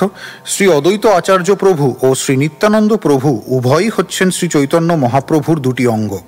এই দুটি অঙ্গের অংশদের বলা হয় উপাঙ্গ। শ্লোক ৭৩। অঙ্গপাঙ্গ তীক্ষ্ণ অস্ত্র প্রভুর সহিতে, সেই সব অস্ত্র হয় পাষণ্ড দলিতে। ৭৩ শ্লোকার্থ। এভাবেই ভগবান তার অঙ্গ ও উপাঙ্গ রূপ তীক্ষ্ণ অস্ত্রসমূহে সজ্জিত। তিনি সেই সমস্ত অস্ত্রের দ্বারা ভগবৎ বিদ্বেষী পাষণ্ডদের দমন করেন। তাৎপর্য: এখানে পাষণ্ড শব্দটি অত্যন্ত তাৎপর্যপূর্ণ। যে মানুষ পরমেশ্বর ভগবানকে স্বর্গের দেবদেবীদের সঙ্গে তুলনা করে তাকে বলা হয় পাষণ্ড। পাষণ্ডেরা ভগবানকে জড়স্তরে নামিয়ে আনার চেষ্টা করে। কখনো কখনো তারা তাদের মন গড়া ভগবান তৈরি করে অথবা একজন সাধারণ মানুষকে ভগবান বলে প্রচার করে। তারা এতই মূর্খ যে অনেক সময় তারা একজন সাধারণ মানুষকে শ্রীকৃষ্ণ অথবা শ্রীচৈতন্য মহাপ্রভুর পরবর্তী অবতার বলে প্রচার করে, যদিও সেই মানুষটির কার্যকলাপ ভগবৎ অবতারদের কার্যকলাপ থেকে সম্পূর্ণ ভিন্ন। এভাবেই তারা সাধারণ মানুষদের প্রতারিত করে। যিনি যথার্থ বুদ্ধিমান এবং বৈদিক প্রমাণের ভিত্তিতে পরমেশ্বর ভগবানের অবতারদের কার্যকলাপ সম্বন্ধে অবগত, তিনি কখনোই পাষণ্ডদের দ্বারা বিভ্রান্ত হন না। পাষণ্ড অথবা নাস্তিকেরা কখনোই পরমেশ্বর ভগবানের লীলাবিলাসের তত্ত্ব অথবা ভগবত ভক্তির তত্ত্ব বুঝতে পারে না। তারা মনে করে যে ভগবত ভক্তি সকাম কর্মের থেকে কোনো অংশে শ্রেয় নয়। ভগবদ্গীতায় ৪র্থ অধ্যায়ের ৮ম শ্লোকে প্রতিপন্ন হয়েছে যে পরমেশ্বর ভগবান ও তার ভক্তরা সাধুদের পরিত্রাণ করেন, দুষ্কৃতকারীরা শাস্তি প্রদান করেন এবং সেই সমস্ত মূর্খ নাস্তিকদের দমন করেন। পরিত্রাণায় সুধানাং বিনাশায় চ দুষ্কৃতাম। দুষ্কৃতকারীরা সর্বদাই পরমেশ্বর ভগবানকে অস্বীকার করে এবং নানাভাবে ভগবত ভক্তির পথকে কণ্টকিত করতে চায়। তাদের সেই অন্যায় প্রচেষ্টা দমন করার জন্য ভগবান তার নির্ভরযোগ্য প্রতিনিধিকে প্রেরণ করেন অথবা স্বয়ং আবির্ভূত হন। শ্লোক ৭৪। নিত্যানন্দ গোসাই সাক্ষাৎ হলধর, অদ্বৈত আচার্য গোসাই সাক্ষাৎ ঈশ্বর। ৭৪ শ্লোকার্থ। শ্রী নিত্যানন্দ গোসাই হচ্ছেন সাক্ষাৎ হলধর বলরাম এবং শ্রী অদ্বৈত আচার্য হচ্ছেন সাক্ষাৎ ঈশ্বর। শ্লোক ৭৫। শ্রীবাসাদি পারিষদ সৈন্য সঙ্গে লয়া, দুই সেনাপতি বুলে কীর্তন করিয়া। ৭৫ শ্লোকার্থ। এই দুই সেনাপতি শ্রীবাস ঠাকুর আদি পারিষদ সৈন্যসহ ভগবানের দিব্য নাম সংকীর্তন করতে করতে সর্বত্র ভ্রমণ করেন। শ্লোক ৭৬। পাষণ্ড দলন বানা নিত্যানন্দ রায়, আচার্য হুঙ্কারে পাপ পাষণ্ডী পলায়। ৭৬ শ্লোকার্থ। শ্রী নিত্যানন্দ প্রভুর রূপ হচ্ছে পাষণ্ড দলনকারী রূপ, আর শ্রী অদ্বৈত আচার্য প্রভুর হুঙ্কারে সমস্ত পাপ ও পাষণ্ডীরা পলায়ন করে। শ্লোক ৭৭। সংকীর্তন প্রবর্তক শ্রীকৃষ্ণ চৈতন্য, সংকীর্তন যজ্ঞে তারে ভজে সেই ধন্য। ৭৭ শ্লোকার্থ। শ্রীকৃষ্ণ চৈতন্য হচ্ছেন সংকীর্তন, সমবেতভাবে ভগবানের দিব্য নাম কীর্তন যজ্ঞের প্রবর্তক। যিনি এই সংকীর্তনের মাধ্যমে তার ভজনা করেন তিনিই হচ্ছেন যথার্থ ভাগ্যবান। শ্লোক ৭৮। সেই ত সুমেধা আর কুবুদ্ধি সংসার, সর্বযজ্ঞ হইতে কৃষ্ণ নাম যজ্ঞ সার। ৭৮ শ্লোকার্থ। সেই মানুষই হচ্ছেন যথার্থ বুদ্ধিমান, কিন্তু যারা নির্বোধ তারা সংসারে জন্ম মৃত্যুর আবর্তে নিরন্তর আবর্তিত হয়। সমস্ত যজ্ঞের মধ্যে পরমেশ্বর ভগবানের দিব্য নাম কীর্তনই হচ্ছে সর্বশ্রেষ্ঠ যজ্ঞ। তাৎপর্য: শ্রীচৈতন্য মহাপ্রভু হচ্ছেন সংকীর্তন আন্দোলনের পিতা ও প্রবর্তক। যে মানুষ সংকীর্তন আন্দোলনে তার জীবন, সম্পদ, বুদ্ধিমত্তা ও বাক্য উৎসর্গ করার মাধ্যমে ভগবানের আরাধনা করে, ভগবান তার প্রতি সদয় হন এবং তার আশীর্বাদ বর্ষণ করেন। এছাড়া অন্য সকলেই হচ্ছে মূর্খ, কেননা তারা বহু শক্তি ক্ষয় করে যে সমস্ত যজ্ঞ সম্পাদন করে তার মধ্যে এই সংকীর্তন যজ্ঞই হচ্ছে সর্বশ্রেষ্ঠ। শ্লোক ৭৯। কোটি অশ্বমেধ এক কৃষ্ণ নাম সম, যেই কহে সে পাষণ্ডী দণ্ডে তারে জম। ৭৯ শ্লোকার্থ। কোটি অশ্বমেধ যজ্ঞ এক কৃষ্ণ নামের সমান। এই কথা যে বলে সে পাষণ্ডী, সে অবশ্যই যমরাজ কর্তৃক দণ্ডিত হবে। তাৎপর্য: ভগবানের দিব্য নাম হরে কৃষ্ণ মহামন্ত্র জপ বা কীর্তন করার সময় 10টি অপরাধ বর্জন করার নির্দেশ দেওয়া হয়েছে। সেই 10টি অপরাধের মধ্যে অষ্টম অপরাধটি হচ্ছে ধর্মব্রত ত্যাগ হুতাদি সর্বশুভ ক্রিয়া সাম্যমপি প্রমাদ, অর্থাৎ ভগবানের নাম কীর্তনকে ব্রাহ্মণ অথবা সাধুদের দান করা, দাতব্য শিক্ষানিকেতন খোলা, খাদ্য বিতরণ করা প্রভৃতি পুণ্যকর্মগুলির সমপর্যায়ভুক্ত বলে মনে করা উচিত নয়। কোনো পুণ্যকর্মের ফলই হরে কৃষ্ণ মহামন্ত্র কীর্তন করার সমপর্যায়ভুক্ত নয়। বৈদিক শাস্ত্রে বলা হয়েছে, গোকোটিদানং গ্রহণে খগস্য প্রয়াগ গঙ্গোদক কল্পবাসঃ যজ্ঞায়ুতম মেরু সুবর্ণদানম গোবিন্দ কীর্তের্ন সমংশতাংশৈঃ। এমনকি কেউ যদি সূর্যগ্রহণের সময় কোটি গাভী দান করেন, গঙ্গা ও যমুনার সঙ্গমস্থলে লক্ষ লক্ষ বছর ধরে বসবাস করেন, অথবা যজ্ঞে ব্রাহ্মণদের পর্বত প্রমাণ স্বর্ণ দান করেন, তবুও তিনি হরে কৃষ্ণ মহামন্ত্র কীর্তন করার 1% ফলও অর্জন করতে পারেন না। পক্ষান্তরে কেউ যদি হরে কৃষ্ণ মহামন্ত্র কীর্তনকে কোনো রকম পূর্ণকর্ম বলে মনে করে, তাহলে সেই ধারণা সম্পূর্ণ ভ্রান্ত। এই হরিনাম কীর্তনে অবশ্যই পুণ্য অর্জন হয়, কিন্তু প্রকৃত তত্ত্ব হচ্ছে যে শ্রীকৃষ্ণ ও তার নাম সর্বতোভাবে চিন্ময় এবং তাই তা সব রকম জড়জাগতিক পুণ্যকর্মের অতীত। পুণ্যকর্ম হচ্ছে জড়জাগতিক স্তরের বস্তু, কিন্তু ভগবানের দিব্য নাম কীর্তন সম্পূর্ণভাবে চিন্ময়। তাই পাষণ্ডীরা তা বুঝতে না পারলেও ভগবানের দিব্য নাম কীর্তনের সঙ্গে পুণ্যকর্মের কখনোই তুলনা করা যায় না। শ্লোক 80। ভাগবত সন্দর্ভ গ্রন্থের মঙ্গলাচরণে এ শ্লোক জীব গোসাই করিয়াছেন ব্যাখ্যানে। 80। শ্লোকার্থ: ভাগবত সন্দর্ভ গ্রন্থের মঙ্গলাচরণে শ্রীল জীব গোস্বামী সেই তত্ত্ব বিশ্লেষণ করে নিম্নলিখিত শ্লোকটির উল্লেখ করেছেন। শ্লোক 81। অনুবাদ: আমি শ্রীকৃষ্ণ চৈতন্য মহাপ্রভুর আশ্রয় গ্রহণ করি, যিনি বাইরে গৌরবর্ণ ধারণ করেছেন, কিন্তু অন্তরে তিনি হচ্ছেন স্বয়ং শ্রীকৃষ্ণ। এই কলিযুগে তিনি ভগবানের দিব্য নাম কীর্তন করার মাধ্যমে তার বৈভব, অঙ্গ ও উপাঙ্গ প্রদর্শন করেন। তাৎপর্য: 52 শ্লোকে উদ্ধৃত শ্রীমদ্ ভাগবতের কৃষ্ণবর্ণং তিসাহ কৃষ্ণম শ্লোকটি শ্রীল জীব গোস্বামী তার ভাগবত সন্দর্ভ বা ষট সন্দর্ভ গ্রন্থের মঙ্গলাচরণে উল্লেখ করেছেন। তিনি শ্রীমদ্ ভাগবতের সেই শ্লোকটি বিশ্লেষণ করতে গিয়ে এই শ্লোকটি রচনা করেছেন, যা হচ্ছে মঙ্গলাচরণের 2য় শ্লোক। শ্রীমদ্ ভাগবতের এই শ্লোকটি নবযোগেন্দ্র নামক 9 জন শ্রেষ্ঠ মুনির অন্যতম করভাজন মুনির উক্তি। শ্রীল জীব গোস্বামীকৃত ষট সন্দর্ভের ভাষ্য সর্বসংবাদিনীতে এই শ্লোকটি বিশদভাবে ব্যাখ্যা করা হয়েছে। অন্তঃ কৃষ্ণ বলতে তাকেই বোঝায় যিনি নিরন্তর শ্রীকৃষ্ণের কথা চিন্তা করছেন। এটিই হচ্ছে শ্রীমতী রাধারানীর ভাব। যদিও বহু ভক্তই সর্বক্ষণ শ্রীকৃষ্ণের কথা চিন্তা করেন, কিন্তু কেউই ব্রজগোপিকাদের মতো এত গভীরভাবে শ্রীকৃষ্ণের কথা চিন্তা করতে পারেন না, এবং তাদের মধ্যে শ্রীমতী রাধারানী হচ্ছেন শ্রেষ্ঠা। শ্রীমতী রাধারানীর কৃষ্ণ ভাবনামৃতের উৎকর্ষতা অন্যান্য সমস্ত ভক্তদেরকে ছাপিয়ে যায়। শ্রীকৃষ্ণকে জানবার জন্য শ্রীচৈতন্য মহাপ্রভু শ্রীমতী রাধারানীর ভাব অবলম্বন করেছিলেন। তাই তিনি নিরন্তর রাধারানীর মতো শ্রীকৃষ্ণের কথা চিন্তা করতেন। নিরন্তর ভগবান শ্রীকৃষ্ণের চিন্তার দ্বারা তিনি সর্বদা শ্রীকৃষ্ণকে আবৃত করে রেখেছিলেন। শ্রীকৃষ্ণ চৈতন্য, যার অঙ্গকান্তি ছিল তপ্ত কাঞ্চনের মতো গৌর বর্ণ, তিনি তার নিত্য পার্ষদ, বৈভব, প্রকাশ ও অবতার সহ প্রকাশিত হয়েছিলেন। তিনি হরে কৃষ্ণ মহামন্ত্র কীর্তনের পন্থা প্রচার করেছিলেন, এবং যারা তার শ্রী পাদপদ্মে আশ্রয় গ্রহণ করেছিলেন তারা সকলেই ধন্য। শ্লোক 82। উপপুরাণেহ শুনি শ্রীকৃষ্ণ বচন, কৃপা করি ব্যাস প্রতি করিয়াছেন কথন। 82। শ্লোকার্থ: উপপুরাণেও আমরা শুনতে পাই যে শ্রীকৃষ্ণ নিম্নলিখিত শ্লোকটি উল্লেখ করে ব্যাসদেবের প্রতি কৃপা প্রদর্শন করেছিলেন। শ্লোক 83।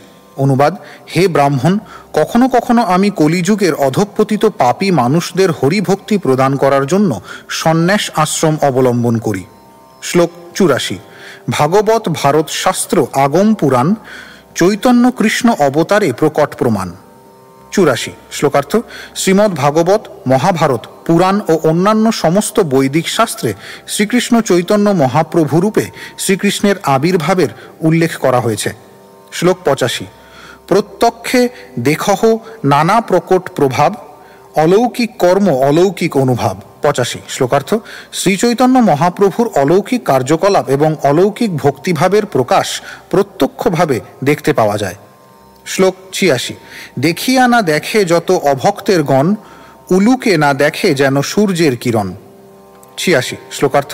কিন্তু অভক্তেরা তা দেখেও দেখতে পায় না, ঠিক যেমন পেঁচা সূর্যের কিরণ দেখতে পায় না। শ্লোক 87। অনুবাদ: হে ভগবান, যদিও তুমি তোমার মহিমান্বিত কর্ম, মাধুর্যমণ্ডিত রূপ, মহিমাময় চরিত্র ও অসাধারণ ক্ষমতার বলে পরমেশ্বর ভগবান এবং তা সমস্ত সাত্ত্বিক শাস্ত্রসমূহ এবং সকল পরমার্থবিদ কর্তৃক প্রতিপাদিত হয়েছে, তবুও আসরিক মনোভাবাপন্ন ব্যক্তিরা তোমাকে হৃদয়ঙ্গম করতে পারে না। তাৎপর্য: এটি শ্রী রামানুজাচার্যের গুরুদেব শ্রী যামুনাচার্যের রচিত স্তোত্ররত্ন 12 থেকে উদ্ধৃত একটি শ্লোক। প্রামাণিক শাস্ত্রসমূহ শ্রীকৃষ্ণের অপ্রাকৃত রূপ, গুণ, লীলা আদির বর্ণনা করে এবং শ্রীকৃষ্ণ স্বয়ং পৃথিবীর সবচাইতে প্রামাণিক শাস্ত্র ভগবদ্গীতায় তার নিজের সম্বন্ধে বিশ্লেষণ করেছেন। বেদান্ত সূত্রের ভাষ্য শ্রীমদ্ ভাগবতেও তাকে আরও বিশ্লেষণ করা হয়েছে। এই সমস্ত প্রামাণিক শাস্ত্রের বর্ণনা অনুসারে শ্রীকৃষ্ণকে পরমেশ্বর ভগবান বলে স্বীকার করা হয়েছে, কেবল অজ্ঞ মানুষদের স্বীকৃতির মাধ্যমে নয়। আধুনিক যুগে এক ধরনের মূর্খ মানুষেরা মনে করে যে যেভাবে তারা ভোট দিয়ে রাজনৈতিক নেতাদের নির্বাচন করে, ঠিক সেভাবেই তারা ভোট দিয়ে যে কোনো ব্যক্তিকে ভগবান বানাতে পারে। কিন্তু জড়াতীত পরমেশ্বর ভগবান প্রামাণিক শাস্ত্রে নির্ভুলভাবে বর্ণিত হয়েছেন। ভগবদ্গীতায় ভগবান শ্রীকৃষ্ণ বলেছেন যে মূর্খ লোকেরাই কেবল তাকে সাধারণ মানুষ জ্ঞানে অবজ্ঞা করে এবং মনে করে সকলেই তার মতো পরম তত্ত্বজ্ঞান দান করতে পারে। এমনকি ঐতিহাসিক বর্ণনা অনুসারেও শ্রীকৃষ্ণের কার্যকলাপ অত্যন্ত অসাধারণ। শ্রীকৃষ্ণ দৃপ্ত কণ্ঠে ঘোষণা করেছেন, আমি হচ্ছি ভগবান, এবং তিনি সেই অনুসারে কার্য করেছেন। মায়াবাদীরা মনে করে যে কেউ নিজেকে ভগবান বলে দাবি করতে পারে, কিন্তু সেটি তাদের ভ্রান্তি। কেননা শ্রীকৃষ্ণের মতো এই ধরনের অসাধারণ কার্যকলাপ আর কেউই করতে পারে না। তিনি যখন তার মাতৃক্রোড়স্থ একটি শিশু, তখন তিনি পুতনা নাম্নী এক ভয়ঙ্করী রাক্ষসীকে সংহার করেছিলেন। তারপর তিনি একে একে তৃণাবর্তাসুর, বৎসাসুর ও বকাসুরকেও সংহার করেছিলেন। তারপর একটু বয়সপ্রাপ্ত হলে তিনি অঘাসুর ও ঋষভাসুরকেও সংহার করেছিলেন। এভাবেই দেখা যায় যে ভগবান সর্ব অবস্থাতেই ভগবান। যোগ অভ্যাস করার মাধ্যমে ভগবান হওয়া যায়, এই ধারণাটি হাস্যকর। কঠোর প্রচেষ্টার মাধ্যমে কেউ তার দিব্য প্রকৃতি সম্বন্ধে অবগত হতে পারে, কিন্তু সে কখনোই ভগবান হতে পারে না। যে সমস্ত অসুরেরা মনে করে যে যে কেউই ভগবান হতে পারে, তারা অত্যন্ত নিন্দনীয়। প্রামাণিক শাস্ত্রগুলি প্রণয়ন করেছেন ব্যাসদেব, নারদমুনি, অসিত, পরাশর আদি মহর্ষিরা, যারা সাধারণ মানুষ নন। বেদের সমস্ত অনুগামীরাই এই সমস্ত মহাপুরুষদের স্বীকার করেছেন। তাদের প্রামাণিক শাস্ত্রগুলি বৈদিক শাস্ত্রের ভিত্তিতে রচিত, কিন্তু তা সত্ত্বেও আসরিক ভাবাপন্ন জীবেরা শাস্ত্রের প্রমাণ স্বীকার করে না এবং তারা ইচ্ছাপূর্বক পরমেশ্বর ভগবান ও তার ভক্তদের বিরোধিতা করে। আজকাল তথাকথিত ভগবানের অবতার বলে নিজেদেরকে জাহির করে মন গড়া কতকগুলি কথা লিখে সাধারণ মানুষদের কাছ থেকে ভগবান বলে স্বীকৃতি আদায় করাটা একটি কায়দা হয়ে দাঁড়িয়েছে।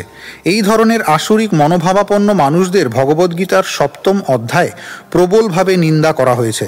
সেখানে বলা হয়েছে যে মূঢ়, নরাধম, মায়ার দ্বারা অপহৃত জ্ঞান ও আসরিক ভাবাপন্ন দুষ্কৃতকারী মানুষেরা কখনোই পরমেশ্বর ভগবানের শরণাগত হতে পারে না। তাদের উলুক বা পেঁচার সঙ্গে তুলনা করা হয়েছে, যারা সূর্যের আলোকে চক্ষু উন্মিলিত করতে পারে না। যেহেতু তারা সূর্যের আলোক সহ্য করতে পারে না, তাই তারা অন্ধকারে লুকিয়ে থাকে এবং কোনো দিনই সূর্যকে দেখতে পায় না। তারা বিশ্বাসই করতে পারে না যে সূর্যের আলোক রয়েছে। শ্লোক 88। আপনা লুকাইতে কৃষ্ণ নানা যত্ন করে, তথাপি তাহার ভক্ত জানয়ে তাহারে। 88 শ্লোকার্থ। শ্রীকৃষ্ণ বহুভাবে আত্মগোপন করার চেষ্টা করেন, কিন্তু তবুও তার শুদ্ধ ভক্ত তাকে যথাযথভাবে চিনতে পারেন। শ্লোক 89। অনুবাদ: হে ভগবান, সমস্ত জড় বস্তুই দেশ, কাল ও চিন্তা এই তিনটি সীমার দ্বারা আবদ্ধ, কিন্তু তবুও তোমার অসম ও অনতিক্রমী বৈশিষ্ট্যের দ্বারা তুমি ওই সীমাত্রয়কে সর্বদাই উল্লঙ্ঘন করতে পারো। যদিও তুমি তোমার ওই স্বভাবকে নিজ শক্তির দ্বারা আচ্ছাদন করো, কিন্তু তবুও তোমার অনন্য ভক্তরা সর্বদা তোমাকে দর্শন করতে সমর্থ। তাৎপর্য: এই শ্লোকটিও শ্রী যামুনাচার্যের স্তোত্ররত্ন 13 থেকে উদ্ধৃত। মায়ার প্রভাবে আচ্ছাদিত সবকিছুই স্থান, কাল ও চিন্তার দ্বারা সীমিত। সবচাইতে বৃহৎ যে বস্তুর ধারণা করা যায় সেই আকাশও সীমিত। প্রামাণিক শাস্ত্র থেকে জানা যায় যে জড় আকাশের মধ্যে রয়েছে 7টি আবরণ এবং পূর্ববর্তী আবরণ থেকে পরবর্তী আবরণটি 10 গুণ বৃহৎ। এই আবরণের স্তরগুলি বিশাল, কিন্তু তা সত্ত্বেও এই জড় জগৎ সীমিত। স্থান ও কাল সম্বন্ধে আমাদের চিন্তা করার ক্ষমতাও সীমিত। কাল অনন্ত, আমরা কোটি কোটি বছর সম্বন্ধে কল্পনা করতে পারি, কিন্তু অনন্তকালের পরিপ্রেক্ষিতে তা নিতান্তই নগণ্য। আমাদের ভ্রান্ত ইন্দ্রিয়গুলি তাই পরমেশ্বর ভগবানের মহিমা সম্বন্ধে চিন্তা করতে পারে না, অথবা তাকে আমরা সময়সীমার মধ্যে অথবা আমাদের চিন্তা শক্তির মধ্যে আনতে পারি না। উল্লঙ্ঘিত শব্দটির মাধ্যমে তার সম্বন্ধে বর্ণনা করা হয়েছে। তিনি স্থান, কাল ও চিন্তার অতীত। যদিও তিনি তাদের মধ্যে আবির্ভূত হন, তবুও তিনি সর্বদাই সেগুলির অতীত। এমনকি ভগবানের চিন্ময় অস্তিত্ব স্থান, কাল ও চিন্তার দ্বারা আচ্ছাদিত হলেও শুদ্ধ ভক্ত ভগবানকে স্থান, কাল ও চিন্তার অতীত তার প্রকৃত স্বরূপে দর্শন করতে পারেন। অর্থাৎ ভগবান যদিও সাধারণ মানুষের গোচরীভূত হন না, কিন্তু চিন্ময় ভক্তির প্রভাবে যারা মায়ার আবরণ থেকে মুক্ত হয়েছেন তারা তাকে নিরন্তর দর্শন করতে পারেন। সূর্যকে মেঘাচ্ছাদিত মনে হলেও প্রকৃতপক্ষে ক্ষুদ্র জীবের দৃষ্টি মেঘের দ্বারা আচ্ছাদিত হয়। সূর্য কখনো মেঘের দ্বারা আচ্ছাদিত হয় না। সেই ক্ষুদ্র দৃষ্টি সম্পন্ন মানুষেরা যদি একটি বিমানে চড়ে মেঘের উপরে উঠে যায়, তাহলে তারা আবার সূর্য ও সূর্যের কিরণ দর্শন করতে পারে। তেমনি মায়ার আবরণ যদিও অত্যন্ত প্রবল, কিন্তু তবুও ভগবান শ্রীকৃষ্ণ ভগবদ্গীতায় 7ম অধ্যায় 14 শ্লোকে বলেছেন, दैवी हेषा गुणमयी मम माया दुरत्यया मामेव ये प्रपद्यन्ते मायामेतान्तरन्ति ते। প্রকৃতির 3টি গুণ সমন্বিত আমার এই দৈবী মায়াকে অতিক্রম করা কষ্টসাধ্য, কিন্তু যারা আমার শরণাগত হয় তারা সহজেই এই মায়াকে অতিক্রম করতে পারে। মায়া শক্তির প্রভাবকে অতিক্রম করা অত্যন্ত কঠিন, কিন্তু যারা পরমেশ্বর ভগবানের শ্রীপাদপদ্মে শরণাগত হতে বদ্ধপরিকর তারা মায়ার কবল থেকে মুক্ত হয়। তাই শুদ্ধ ভক্তরা ভগবানকে জানতে পারেন, কিন্তু দুষ্কৃতকারী অসুরেরা বহু শাস্ত্র প্রমাণ এবং ভগবানের অলৌকিক কার্যকলাপ দর্শন করা সত্ত্বেও ভগবানকে জানতে পারে না। শ্লোক 90। অসুর স্বভাবে কৃষ্ণে কভু নাহি জানে, লুকাইতে নারে কৃষ্ণ ভক্ত জন স্থানে। 90। শ্লোকার্থ: যাদের স্বভাব আসুরিক তারা কখনোই শ্রীকৃষ্ণকে জানতে পারে না, কিন্তু তার শুদ্ধ ভক্তদের কাছে তিনি নিজেকে গোপন রাখতে পারেন না। তাৎপর্য: যে সমস্ত মানুষ রাবণ ও হিরণ্যকশিপুদের মতো আসুরিক ভাবযুক্ত হয়ে পরমেশ্বর ভগবানের বিরোধিতা করে তারা কখনোই ভগবানকে জানতে পারে না, কিন্তু শ্রীকৃষ্ণ তার শুদ্ধ ভক্তদের কাছে নিজেকে কোনো মতেই গোপন রাখতে পারেন না। শ্লোক 91। অনুবাদ: এই জগতে দৈব ও অসুর ভেদে 2 প্রকার মানুষ রয়েছে। তাদের মধ্যে এক প্রকার মানুষ দৈব ভাবযুক্ত, আর এক প্রকার মানুষ আসরিক স্বভাবযুক্ত। বিষ্ণু ভক্তেরা সুর, আর যারা তার বিপরীত তারা অসুর। তাৎপর্য: এই শ্লোকটি পদ্মপুরাণ থেকে উদ্ধৃত। বিষ্ণু ভক্ত বা কৃষ্ণ ভক্তেরা দেব নামে পরিচিত। নাস্তিকেরা, যারা ভগবানকে বিশ্বাস করে না অথবা নিজেদের ভগবান বলে ঘোষণা করে, তারা হচ্ছে অসুর। অসুরেরা সবসময় ভগবত বিদ্বেষী জড় কার্যকলাপে লিপ্ত। তারা সবসময় জড় জগৎকে ভোগ করার মাধ্যমে তাদের ইন্দ্রিয় তৃপ্তি সাধনের চেষ্টা করে। বিষ্ণু ভক্ত বা কৃষ্ণ ভাবনাময় ভক্তরাও সবসময় নানা রকম কাজে লিপ্ত থাকেন, কিন্তু তাদের সেই কার্যকলাপের উদ্দেশ্য হচ্ছে পরমেশ্বর ভগবানের সন্তুষ্টি বিধান করা।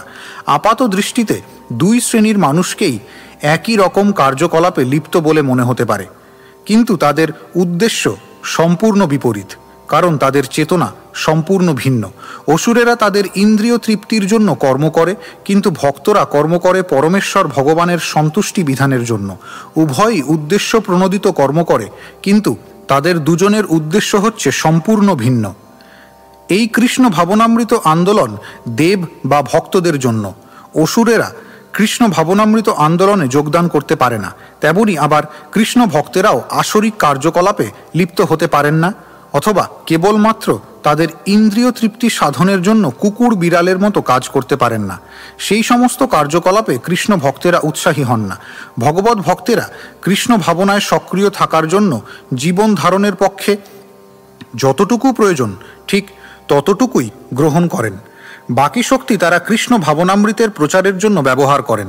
এভাবেই নিরন্তর শ্রীকৃষ্ণের কথা চিন্তা করার ফলে তারা এমনকি মৃত্যুর সময়েও শ্রীকৃষ্ণের কথা চিন্তা করেন এবং তার ফলে তারা কৃষ্ণলোকে উন্নীত হন। শ্লোক 92।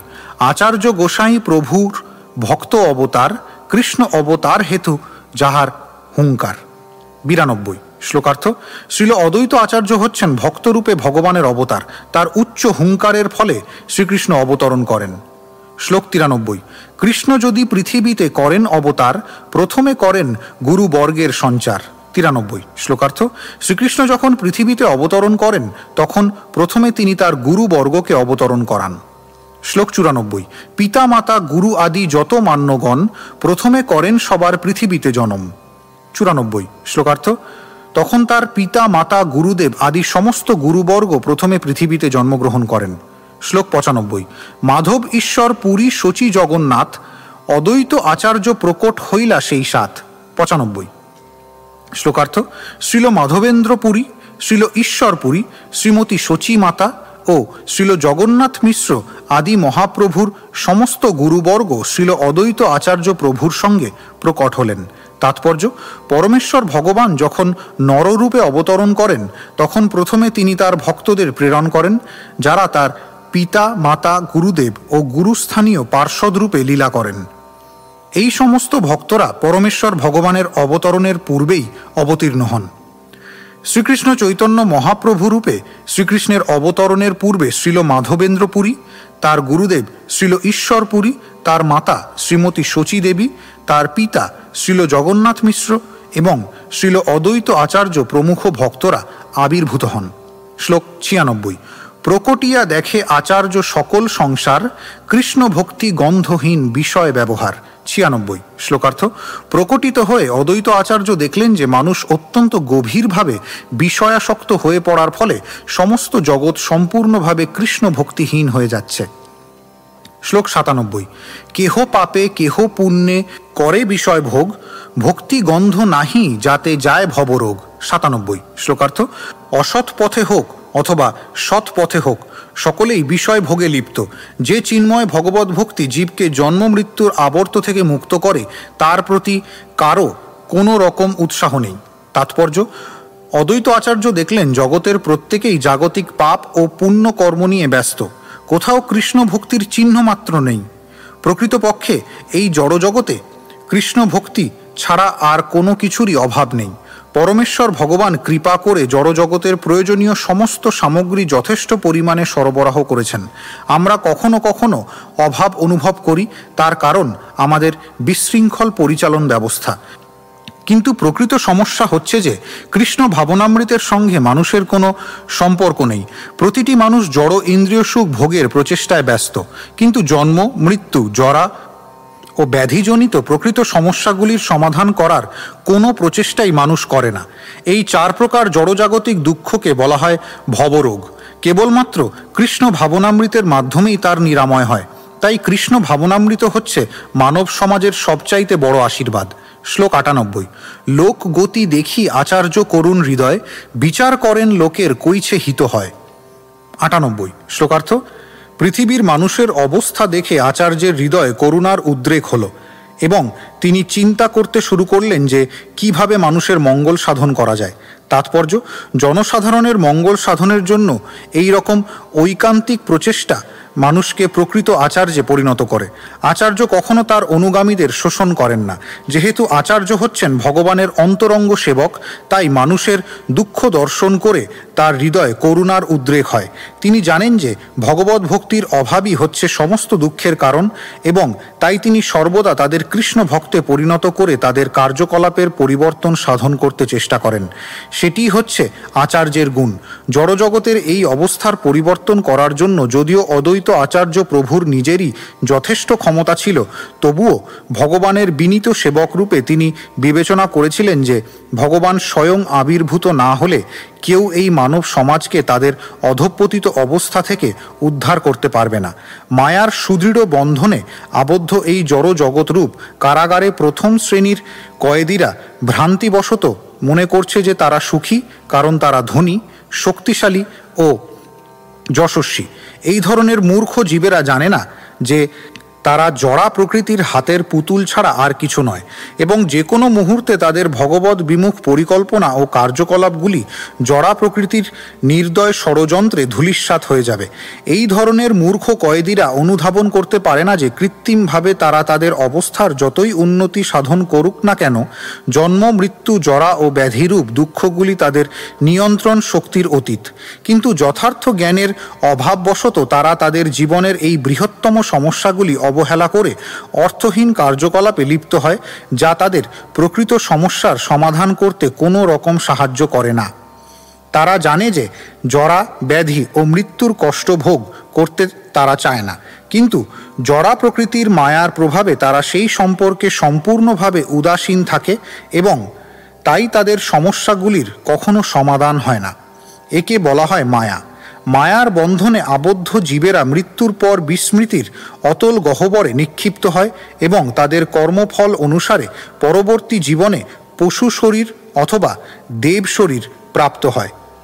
অবশ্য তাদের অধিকাংশই পশু শরীর প্রাপ্ত হয়।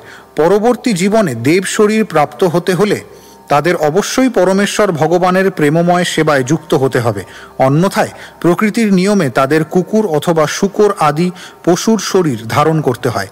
তৃতীয় শ্রেণীর কয়েদিদের জড়জাগতিক ঐশ্বর্য প্রথম শ্রেণীর কয়েদিদের থেকে কম হওয়ার ফলে তারা প্রথম শ্রেণীর কয়েদিদের অনুকরণ করার চেষ্টা করে, কেননা তাদেরও কারাবদ্ধ অবস্থা সম্বন্ধে কোনো ধারণা নেই। এভাবেই তাদেরও মোহময়ী জড়া প্রকৃতির দ্বারা ভ্রান্ত পথে পরিচালিত হতে হয়। আচার্যের কাজ হচ্ছে প্রথম ও তৃতীয় উভয় শ্রেণীর কয়েদিরই যথার্থ মঙ্গল সাধনের জন্য তাদের কার্যকলাপের পরিবর্তন করা। তার এই প্রচেষ্টা তাকে ভগবানের অত্যন্ত অন্তরঙ্গ ভক্তে পরিণত করে। সেই সম্বন্ধে ভগবান ভগবদ্গীতায় স্পষ্টভাবে ঘোষণা করেছেন যে জগতের যথার্থ মঙ্গল সাধনের জন্য যে মানুষ নিরন্তর ভগবানের বাণী প্রচার করার মাধ্যমে ভগবৎ সেবায় নিযুক্ত থাকেন, তার থেকে প্রিয় ভক্ত ভগবানের আর কেউ নেই। কলিযুগের তথাকথিত আচার্যরা তাদের অনুগামীদের দুঃখ দুর্দশার কবল থেকে উদ্ধার করার পরিবর্তে তাদের আরও বেশি করে প্রতারণা করে। কিন্তু একজন আদর্শ আচার্যরূপে শ্রীল অদ্বৈত আচার্য প্রভু এই জগতের দুরবস্থার পরিবর্তন সাধন করার ব্যাপারে আগ্রহী ছিলেন। শ্লোক ৯৯। আপনি শ্রীকৃষ্ণ যদি করেন অবতার, আপনে আচরি ভক্তি করেন প্রচার। ৯৯। শ্লোকার্থ। অদ্বৈত আচার্য প্রভু চিন্তা করলেন, স্বয়ং শ্রীকৃষ্ণ যদি অবতার রূপে আবির্ভূত হন, তাহলে স্বয়ং আচরণ করার মাধ্যমে তিনি ভগবত ভক্তির প্রচার করতে পারেন। শ্লোক ১০০। নাম বিনু কলিকালে ধর্ম নাহি আর, কলিকালে কইছে হবে কৃষ্ণ অবতার। ১০০। শ্লোকার্থ। এই কলিযুগে ভগবানের দিব্য নাম কীর্তন ছাড়া আর কোনো ধর্ম নেই, কিন্তু এই কলিযুগে কৃষ্ণ কিভাবে অবতার রূপে আবির্ভূত হবেন? শ্লোক ১০১। শুদ্ধভাবে করিব কৃষ্ণের আরাধন, নিরন্তর সদৈন্যে করিব নিবেদন। ১০১। শ্লোকার্থ। আমি শুদ্ধ চিত্তে শ্রীকৃষ্ণের আরাধনা করব এবং অত্যন্ত দৈন্য সহকারে নিরন্তর তার কাছে আরতি নিবেদন করব। শ্লোক ১০২। আনিয়া কৃষ্ণেরে কর কীর্তন সঞ্চার, তবে সে অদ্বৈত নাম সফল আমার। ১০২। শ্লোকার্থ। আমি যদি এই ধরাধামে শ্রীকৃষ্ণের আগমন ঘটিয়ে তার দ্বারা সংকীর্তন আন্দোলনের প্রবর্তন করাতে পারি, তাহলেই আমার অদ্বৈত নাম সার্থক হবে। তাৎপর্য: অদ্বৈতবাদী বা মায়াবাদী দার্শনিকেরা ভ্রান্তিবশত মনে করে যে ভগবানের সঙ্গে তাদের কোনো প্রভেদ নেই, তাই তারা কখনো অদ্বৈত আচার্য প্রভুর মতো ভগবানকে ডাকতে পারে না। অদ্বৈত আচার্য প্রভুর সঙ্গে ভগবানের কোনো প্রভেদ নেই, কিন্তু তবুও তিনি ভগবানে লীন হয়ে যান না। পক্ষান্তরে পরমেশ্বর ভগবানের সাংস্বরূপে তিনি তার নিত্য সেবা করেন। মায়াবাদীদের কাছে এটি অচিন্তনীয়, কারণ তারা তাদের জড় ইন্দ্রিয়লব্ধ জ্ঞানের পরিপ্রেক্ষিতে পরম তত্ত্ব সম্বন্ধে অনুমান করার চেষ্টা করে। তারা মনে করে অদ্বয় তত্ত্বে স্বতন্ত্র সত্তার অস্তিত্ব থাকে না। কিন্তু এই শ্লোক থেকে স্পষ্টভাবে বোঝা যায় যে অদ্বৈত আচার্য প্রভু যদিও ভগবান থেকে অভিন্ন, তবুও তার স্বতন্ত্র সত্তা বর্তমান। শ্রীচৈতন্য মহাপ্রভু অচিন্ত ভেদাভেদ তত্ত্ব প্রচার করে গিয়েছেন, কিন্তু চিন্তনীয় দ্বৈতবাদ ও অদ্বৈতবাদ হচ্ছে অপূর্ণ ইন্দ্রিয় প্রসূত ধারণা, যার দ্বারা কখনোই চিন্ময় জগতে প্রবেশ করা যায় না, কারণ চিন্ময় জগৎ সীমিত জড় অনুভূতির অতীত। শ্রী অদ্বৈত আচার্য প্রভুর কার্যকলাপ অচিন্ত ভেদাভেদ তত্ত্বের বাস্তব প্রমাণ প্রদান করে। তাই অদ্বৈত আচার্য প্রভুর শরণাগত হবার মাধ্যমে অনায়াসে অচিন্ত ভেদাভেদ দর্শন হৃদয়ঙ্গম করা যায়। শ্লোক 103। কৃষ্ণ বশ করিবেন কোন আরাধনে, বিচারিতে এক শ্লোক আইল তার মনে। 103। শ্লোকার্থ: কোন আরাধনা করার মাধ্যমে তিনি শ্রীকৃষ্ণকে বশ করতে পারবেন, এভাবেই তিনি যখন ভাবতে লাগলেন তখন আরেকটি শ্লোক মনে পড়ল। শ্লোক 104। অনুবাদ: যে ভক্ত নিষ্ঠা সহকারে ভগবানের উদ্দেশ্যে একটি তুলসী পত্র এবং এক অঞ্জলি জল নিবেদন করেন, ভক্তবৎসল ভগবান সম্পূর্ণরূপে সেই ভক্তের বশীভূত হয়ে পড়েন। তাৎপর্য: এই শ্লোকটি গৌতমীয় তন্ত্র থেকে উদ্ধৃত। শ্লোক 105 এবং 106। এই শ্লোকার্থ আচার্য করেন বিচারণ, কৃষ্ণকে তুলসী জল দেয় যেই জন। 105। তার ঋণ শোধিতে কৃষ্ণ করেন চিন্তন, জল তুলসীর সম কিছু ঘরে নাহি ধন। 106। শ্লোকার্থ: অদ্বৈত আচার্য প্রভু এই শ্লোকটির অর্থ বিচার করলেন এভাবে: কৃষ্ণকে যিনি তুলসী ও জল নিবেদন করেন, তার সেই দান পরিশোধ করতে নিরুপায় হয়ে ভগবান চিন্তা করেন, জল তুলসীর সমগোত্রীয় কোনো ধন আমার নেই। শ্লোক 107। তবে আত্মা বেচি করে ঋণের শোধন, এত ভাবি আচার্য করেন আরাধন। 107। শ্লোকার্থ: এভাবেই ভগবান ভক্তের কাছে নিজেকে অর্পণ করে সমস্ত ঋণ পরিশোধ করেন। সেই কথা বিবেচনা করে শ্রী অদ্বৈত আচার্য ভগবানের আরাধনা করতে শুরু করেন। তাৎপর্য: ভক্তি সহকারে একটি তুলসীপত্র ও একটু জল দেওয়ার মাধ্যমে অতি সহজেই শ্রীকৃষ্ণের সন্তুষ্টি বিধান করা যায়। ভগবদ্ গীতায়ও 9ম অধ্যায় 26তম শ্লোকে ভগবান বলেছেন যে কেউ যদি একটি পত্র, একটি পুষ্প, একটি ফল অথবা একটু জল, পত্রং পুষ্পং ফলং তোয়ম, ভক্তি সহকারে তার উদ্দেশ্যে নিবেদন করেন, তাহলেই তিনি সন্তুষ্ট হন। তিনি তার ভক্তের দ্বারা সম্পাদিত সমস্ত সেবাই গ্রহণ করেন। এমনকি পৃথিবীর যে কোনো স্থানের সবচাইতে দরিদ্র ভক্তও যদি কিছু ফুল, ফল বা পত্র এবং জল সংগ্রহ করে সামান্যতম সেই অর্ঘ্য পরম ভক্তির সঙ্গে ভগবান শ্রীকৃষ্ণের উদ্দেশ্যে নিবেদন করেন, তাহলে ভগবান সেই ভক্তের প্রতি অত্যন্ত প্রীত হন। বিশেষ করে তুলসীপত্র ও গঙ্গাজল সহকারে যখন তার আরাধনা করা হয়, তখন তিনি অত্যন্ত সন্তুষ্ট হন। শাস্ত্রে কথিত আছে যে ভগবান এই ধরনের সেবার দ্বারা এতই সন্তুষ্ট হন যে তিনি সেই সেবার বিনিময়ে নিজেকে সেই ভক্তের কাছে সম্পূর্ণভাবে সমর্পণ করেন। শ্রীল অদ্বৈত আচার্য প্রভু তা জানতেন এবং তাই তিনি তুলসীপত্র ও গঙ্গাজল সহযোগে পরমেশ্বর ভগবানের আরাধনা করে তাকে এই ধরাধামে অবতরণ করার জন্য আকুলভাবে প্রার্থনা জানিয়েছিলেন। শ্লোক 108। গঙ্গাজল তুলসী মঞ্জুরি অনুক্ষণ, কৃষ্ণ পাদ পদ্ম ভাবি করে সমর্পণ। 108। শ্লোকার্থ: শ্রীকৃষ্ণের পাদপদ্মের স্মরণ করে তিনি প্রতিদিন তার উদ্দেশ্যে তুলসী মঞ্জুরি ও গঙ্গাজল অর্পণ করতেন। শ্লোক 109। কৃষ্ণের আহ্বান করে করিয়া হুঙ্কার, এমতে কৃষ্ণেরে করাইল অবতার। 109। শ্লোকার্থ: ভগবান শ্রীকৃষ্ণকে এই জগতে অবতরণ করার জন্য আহ্বান জানিয়ে তিনি হুঙ্কার করতেন। তার আহ্বানে সাড়া দিয়ে ভগবান এই ধরাধামে অবতরণ করেছিলেন। শ্লোক 110। চৈতন্যের অবতারে এই মুখ্য হেতু, ভক্তের ইচ্ছায় অবতরে ধর্মসেতু। 110। শ্লোকার্থ: অতএব শ্রীচৈতন্য মহাপ্রভুর অবতরণের মুখ্য কারণ হচ্ছে শ্রী অদ্বৈত আচার্য প্রভুর আকুল প্রার্থনা। এভাবেই ভক্তের বাসনা পূর্ণ করে ধর্মসেতু, যিনি ধর্মকে রক্ষা করেন, আবির্ভূত হন। শ্লোক 111। অনুবাদ: হে নাথ, তুমি সর্বদা তোমার ভক্তদের শ্রবণ ও দর্শন পথে বিহার করো। ভক্তি যোগপুত তাদের হৃদয়পদ্মে তুমি সর্বদা অবস্থান করো। হে উরুগায়, ভক্তবৃন্দ তাদের হৃদয় তোমার যে নিত্য স্বরূপ বিভাবন করেন, তাদের প্রতি অনুগ্রহ করে তুমি তাদের কাছে তোমার সেই নিত্য স্বরূপ প্রকট করে থাকো। তাৎপর্য: এই শ্লোকটি শ্রীমদ্ ভাগবত 3 স্কন্ধ 9 অধ্যায়ের 11 শ্লোক থেকে উদ্ধৃত হয়েছে। এটি সৃষ্টিকার্যে প্রবৃত্ত হবার পূর্বে পরমেশ্বর ভগবান শ্রীকৃষ্ণের আশীর্বাদ প্রার্থনা করে তার উদ্দেশ্যে ব্রহ্মার একটি নিবেদন। বৈদিক শাস্ত্রের বর্ণনা থেকে পরমেশ্বর ভগবানের সম্বন্ধে জ্ঞান আহরণ করা যায়। দৃষ্টান্তস্বরূপ ব্রহ্ম সংহিতায় ভগবানের চিন্ময় ধাম সম্বন্ধে বর্ণনা করা হয়েছে। সেই ধাম চিন্তামণি রত্নের দ্বারা নির্মিত এবং সেখানে গোপবালক রূপে লীলাবিলাসকারী ভগবান হাজার হাজার লক্ষ্মী দেবীর দ্বারা সেবিত হচ্ছেন। মায়াবাদীরা মনে করে যে ভগবত ভক্তের কল্পনাপ্রসূত শ্রীকৃষ্ণের রূপ অলীক, কিন্তু প্রামাণিক বৈদিক শাস্ত্রসমূহে শ্রীকৃষ্ণ ও তার বহুবিধ দিব্য রূপ সম্বন্ধে বর্ণনা করা হয়েছে। শ্রুতেক্ষিত পথ শব্দের শ্রুত অর্থে বেদকে বোঝানো হয়েছে এবং ইক্ষিত অর্থে সেই বেদ যথাযথভাবে অধ্যয়ন করার মাধ্যমে পরমেশ্বর ভগবানকে উপলব্ধি করার পন্থা নির্দেশ করা হয়েছে। ভগবান বা তার রূপ সম্বন্ধে জল্পনা কল্পনা করার কোনো অবকাশ নেই। ভগবত তত্ত্ব উপলব্ধি করার জন্য যারা যথাযথভাবে আগ্রহী, তারা এই ধরনের জল্পনা কল্পনার দ্বারা কখনো প্রভাবিত হন না।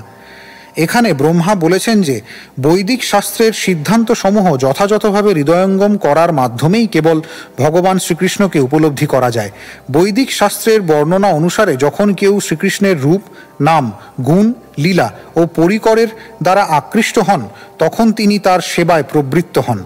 এই স্তরে ভক্তের হৃদয় ভগবানের দিব্য রূপ স্বতঃপ্রকাশিত হয় এবং ভক্ত সর্বদা সেই রূপের চিন্তায় তন্ময় হয়ে থাকেন। ভগবানের প্রতি দিব্য প্রেমের উদয় না হওয়া পর্যন্ত নিরন্তর ভগবত চিন্তায় চিত্তকে নিবদ্ধ রাখা সম্ভব নয়।